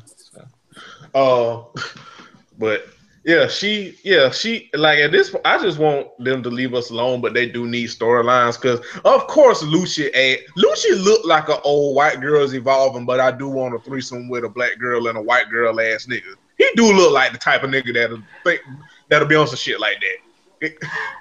Lucci looked like his dick stink, and so I don't have anything else to say at this point. Like, Lucci just looks very, very, very, very foul smelling to me. Right. He looked like he only washed on special occasions. And not even then. Right. Like when the nigga got to go to the parole office, he bathed in, but like in everyday like ordinary life, like the motherfucker just going to Kroger or some shit, he don't wash. Not even then. That's my answer for anything related to Lucci. Not even then. Not even then. Like that, he always looked like he smelled like earring backs. Yes. At all times. Yes. He looked like he smelled like an old penny, like when they was made out of more copper than anything. Like he smelled like a wet penny. Like he okay. Cool. However, he looked like he smelled like Ray's beard. You know, Rod, sometimes I want to fight you because you one up me, but other times I'm glad you one up me because then I won't be the biggest asshole on the show. Like, Ray, you know, okay, how can I say this? You know how a lot of bigger men just always, like, they smell fucking amazing? Mm-hmm. Like, they just look like they smell. That's not Ray. He don't look like it. Ray look like he smell like dirty Pampers. Go ahead. You say you broke up. You smell like what? Dirty Pampers. Yes. Yes. He just looks like I, perfect. He looks like he smell like mildew. yeah. I think it's because of how he let his beard grow. He either need to let it grow out more or cut it off. Like it, but the choice he made with it was a bad choice. Yes. He looks like he smells like Sigma. Yeah. Okay. Too far? Cool. All right. No, All right. it's actually very true. It's He like true. he smell like the floor of a dollar movie theater. He looked like he smelled like an Applebee's. All right. That's enough. Okay. Oh, okay. A bad, Okay. a bad Applebee's. Have you ever been into an Applebee's that didn't smell like old dishwater? No, But it's worth it for $1 margarita. it's the universal smell of Applebee's. I like to think that if they had a take home scent, it would be hot water. Mop water. You ain't never been to an Applebee's that didn't smell like mop water and Axe spray. Nope. And you never will be. So you put that in your pocket, listeners. But don't let that deter you from a $1 margarita and bottomless chicken strips. Don't stand in front of your blessings because you judgmental. Exactly. Don't act like once you drink 4 or 5 of them Dollaritas that your sense of smell not gonna be fucked up anyways. Right. Mm-hmm. You know what you were getting into when you went to Applebee's. You might as well listen. It is against my nigga sensibilities to turn down some chicken strips. So I don't know. Applebee's food so terrible that I know they going to Wendy's and McDonald's to get their chicken strips. Like I just know it. I know it. That's enough. Okay. One more thing we can talk about, and then we'll get up out of here. So, because I can't think of nothing else. So, this B2K reunion featuring Ray J. You mean B2 Ray? B2 Ray. I would just like to point out that I think it's absolutely hilarious that Omarion ain't with the shits. Okay, first off, let's back up to the scene cutting to Ray J performing One Wish in 2016 or 17, whenever the fuck this shit was recorded. That's the first problem. 2, that motherfucker, he was already off key on the actual song, and he sounded even worse performing it live. Listen, why Ray J was up there sounding like Alicia Keys now? I was so disappointed that was actually him. Like when they walked in, I was like, "Who the fuck is singing this?" Oh, really, Ray? Right. She did indeed, like, it's like I don't know. He sounded like when you stub your toe. Mm-hmm. He sounded like a nigga that just got served child support papers.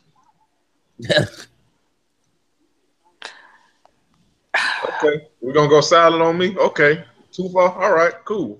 All right. Wait, did he really get served child support papers, or no? Did that really happen? Oh, okay. I was like, I hope him and Prince is doing good. I really do. Look, it's Ray J, so it's believable. Right. I was like, oh, did he get another APT? Come on now, Ray. But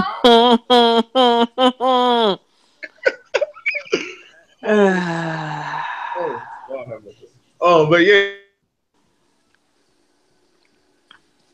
he was the fuck he was singing in. He was singing in the key of not wait a minute, but never do it again. That's what he was singing in. He sounded fucking terrible. He really did. He sounded so bad that it's hard to make a joke out of how bad he sounded. That's how bad he sounded. Like you can make a joke, but it will be like, God damn. I mean, like when Hazel E confronts him next week, it's actually gonna be like a valid concern that he shitted on her, and he sounds so bad right now. Right. Like, you know how bad you gotta sound to make Hazel Lee have a point about you? Like, right.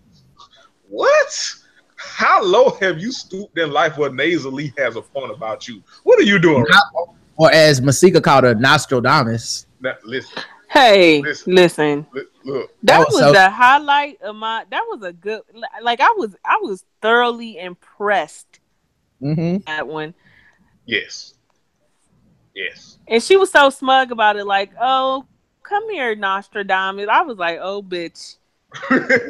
Oh, Candace, it was Iata. it was. She got hit with one too many Hosekas. It was like, oh, I got something for your ass. She been sitting up writing that shit down. Mm-hmm. Listen, she asked Monique to turn on her crazy and they go roast these insults. And you know what? I was here for it. I was impressed. Nostradamus, yeah.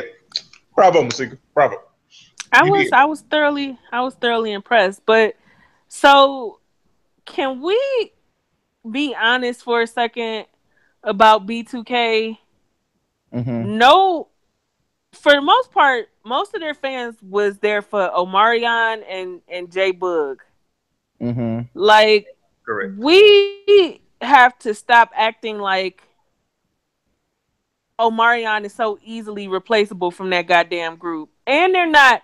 And they was talking about not bringing in Raz B. Then what the fuck are you trying to do a B2K reunion for? They said Raz be in Japan. Yeah.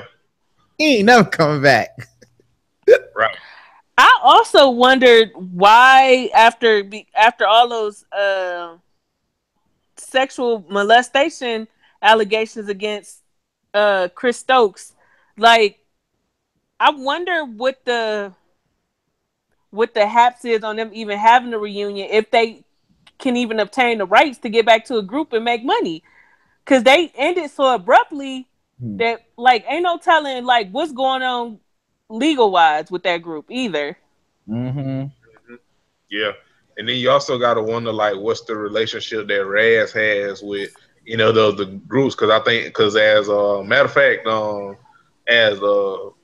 all this stuff about Harvey Weinstein going on, people and also with like Nelly and shit, like, people were talking about like men in power in hip hop, and abusing their power shit too. And Chris Stokes came up and someone brought up, I can't remember, was it Shamira? I think it was Shamira, but I can't remember. Blame it on my head, not my heart. But they was like, when those allegations were coming up, like, nobody in B2K, like J Bull, Fizz, like, nobody really, like, was kind of like there for Raz, and they kind of just left him out there to, like, dry and shit. So I don't even know, like, what's the relationship that Raz B even has with the rest of them to even, like I can't say even do a reunion, and if he even wants to do it, because I do remember that, and like, it was kind of like a dark time on social media and Twitter and stuff, and people was kind of like not as aware and stuff, and shout out to growth and shit and all that shit, like, people weren't really like aware of kind of shit like they are now. But I do remember that shit, and like, nobody kind of, like, they all kind of did leave Raz out to dry and shit. So I don't even know if he would want to do a reunion with them niggas, or what even his relationship with them is today. Mm-hmm. Yeah. Also, yeah, go ahead, Rod. I feel like even if they made it pop off, we talking about Groupon tickets at best.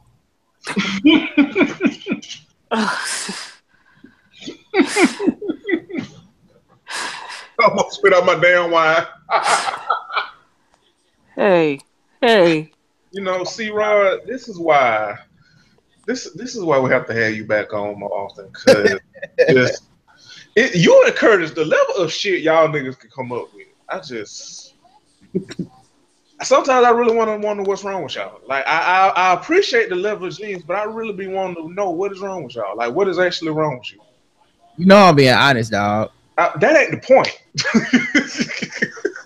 Them tickets gonna be straight in our email box. Like, ooh, Groupon got a B2K reunion.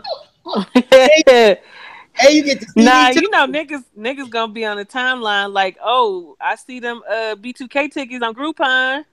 Mm-hmm. It's gonna, cause see, I get the Groupon email, so I know I'm gonna get that B2K coming to Charlotte, and I'm gonna be like, ooh, and for $14.99 you get the CD too. Right. Might have to slide on down to the or well, it won't be the arena. It'll be, the state, like something small. Like I'll slide on down there downtown. Right. Please.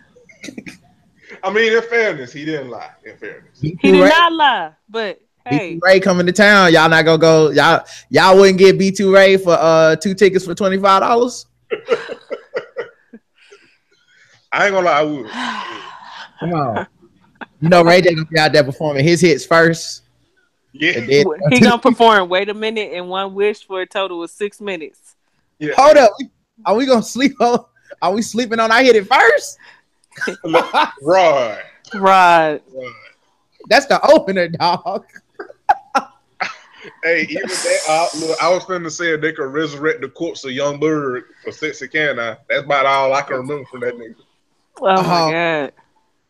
That's sad, man. We can't even get a Vesta Ray J album. It'll be an EP.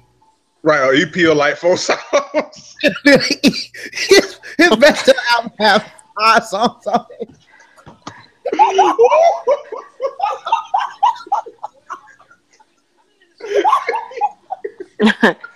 Hey, y'all. Hey, listen. Look, it's gonna be no. It'll be an EP, and it'll have like 5 singles on it, and then it'll have like 3 remixes to like 2. Yeah. We can get him and Memphis to tour together. It'll be the shortest acts ever, dog. Hey, look, they gonna have it'll be a dance mix version of what?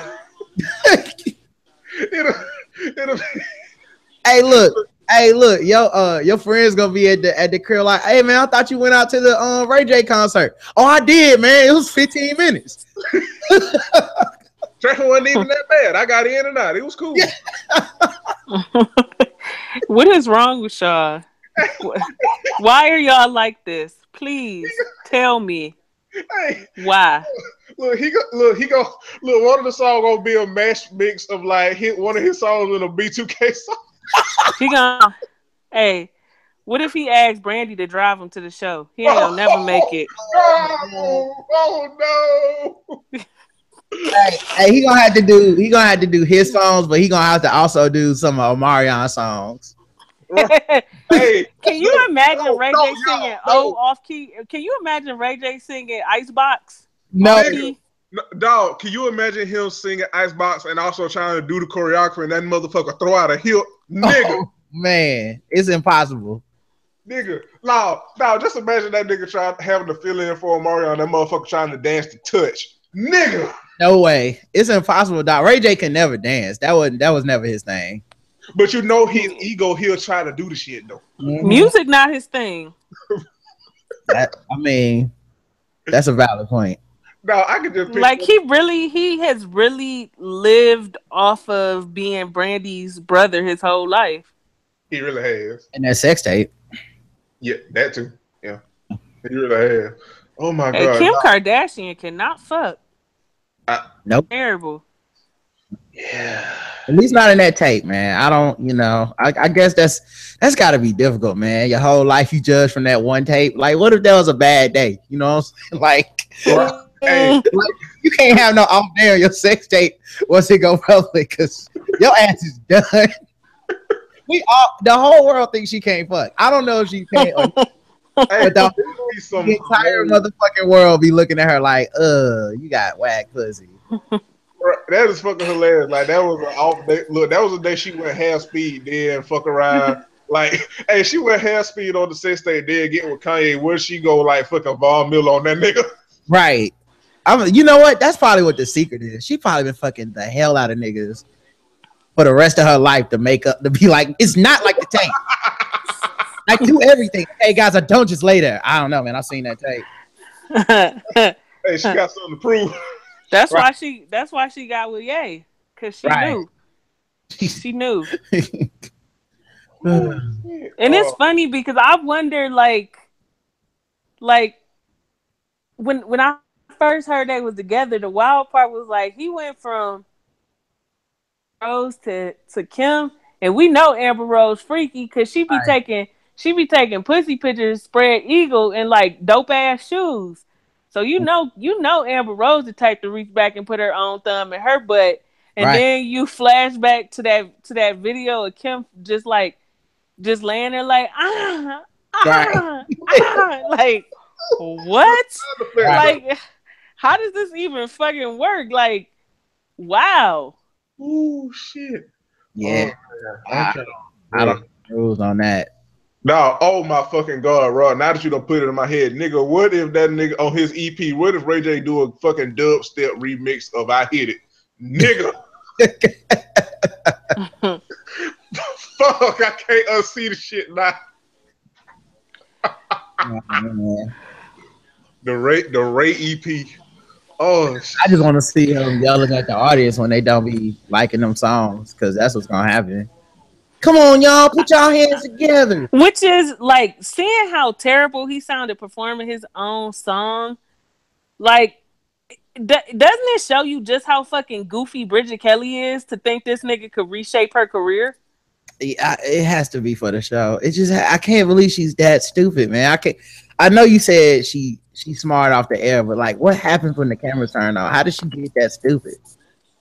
yeah. Like, how did you get to that point in life where you was shooting dollar bills out of money gun? Mm-hmm. Like, from a nigga who ain't had a hit since when? Right. Oh man. Oh, Rod, before we get up out of here though. Before we get up out of here. Girl, Tierra, what did you think about that whole situation? You mean with the alcoholism? Yeah. And I mean, she tried to do intervention and all that shit. I mean, she clearly has a problem. I saw the intervention coming. Like, I don't know how I had the sixth sense to know that shit. I was like, oh, this is a goddamn intervention. I was shocked she stayed, but I guess for the TV show purposes, it wouldn't have made sense if she would have just dipped. The only part of it I really hated was I don't feel like none of them people are her real friends. And Hazel E the only one that's really like they had been friends, but this show really broke them up a long time ago, and they never gonna be close again. It doesn't seem like. So but that was Hazel's fault because she believed Young Bird when he said that her and Tierra Tierra did something, and she was trying to chase after Young Bird, and Young Bird didn't even claim her ass.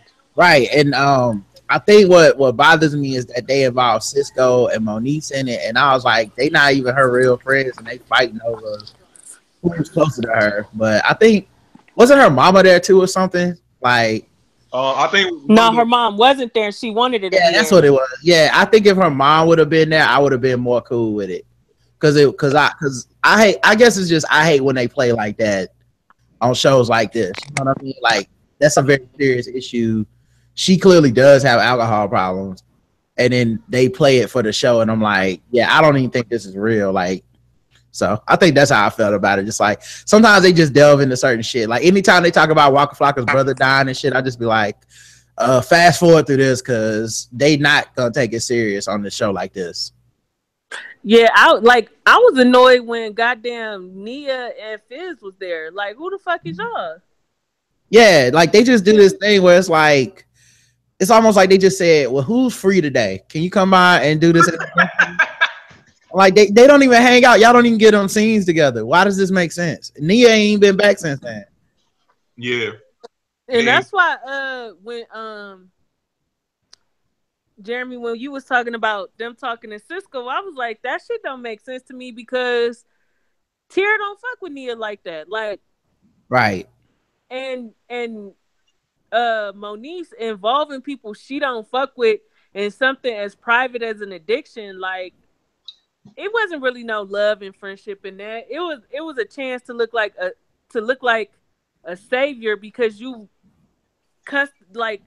been used to looking like the shithead on every season since you've been on the show. Because last year she looked like a goddamn fool when she was talking about that girl, baby, Max and Brandy's kid. Like, so this year she had to try to prove she wasn't bad shit, conniving bitch. Yeah. I forgot they didn't even bring Max and Brandy back. Damn. Oh, I'm so goddamn glad because Brandy act like a chihuahua. Yeah, that's how you know they was born. Because I forgot until you said it. I was like, oh shit, they was on this show last year. Mm-hmm. Yep. But yeah, I think I think that is a great note to end on because we've been going at this shit damn near 3 hours. Uh, Rod, thank you so much for joining us. It has been a pleasure as always, and let the people know where they can find you and your podcast, and give the people some closing thoughts, if you will. Yeah, man, you follow me on Twitter, Rodimus Prime. And if you want to check out the podcast, it's the Black Guy Who Tips on iTunes and Stitcher. Just search the Black Guy Who Tips. Leave us 5-star reviews if you listen and you like it. And thank y'all so much for having me, man. Appreciate you. Candace, you got any church announcements? Have a good weekend. Stop chasing Bridget. I'm so sick of you bitches. God, y'all disappointing. Just get off that married dick. Go to rehab for that. Other than that, I'm done. Yeah, I don't have nothing else. See y'all next week. Yep. I've been Jeremy. She's been Candace. We've been joined by our good friend Rob from the Black Guy Who Tips. Him and his lovely wife Karen. And as always, be a greater hoe, not a hater hoe. Stop chasing after married dick, Brooke, Bridget. You know what? Before we go, real quick, even though she really didn't add nothing too much to the show, you know who actually came out of that looking like she actually got a little bit of sense? Fucking Jade. I don't know if it was just Mona kicked her off or she just whatever because she wasn't really interested, but at least she ain't on here looking the fuck stupid like Bridget and Brooke. So you know what? Shout out to you, Jade. Shout out to you. You got out while you could. I wouldn't go that far because she was fucking Marcus before he was fully divorced. So That's true, but she ain't out here looking like Brooke. Like, it's levels. It's levels to the shit. She a bird, but it's like if you had like from a bird, from a chicken egg to like an albatross, like like Jade is a fowl and like Brooke is a fucking war eagle of birdism. They're fighting for the nigga, but but yeah. This has been episode 13. We out here. Y'all hope y'all enjoyed this episode. I know it was kind of long. Thank you for sticking with us, and we are out.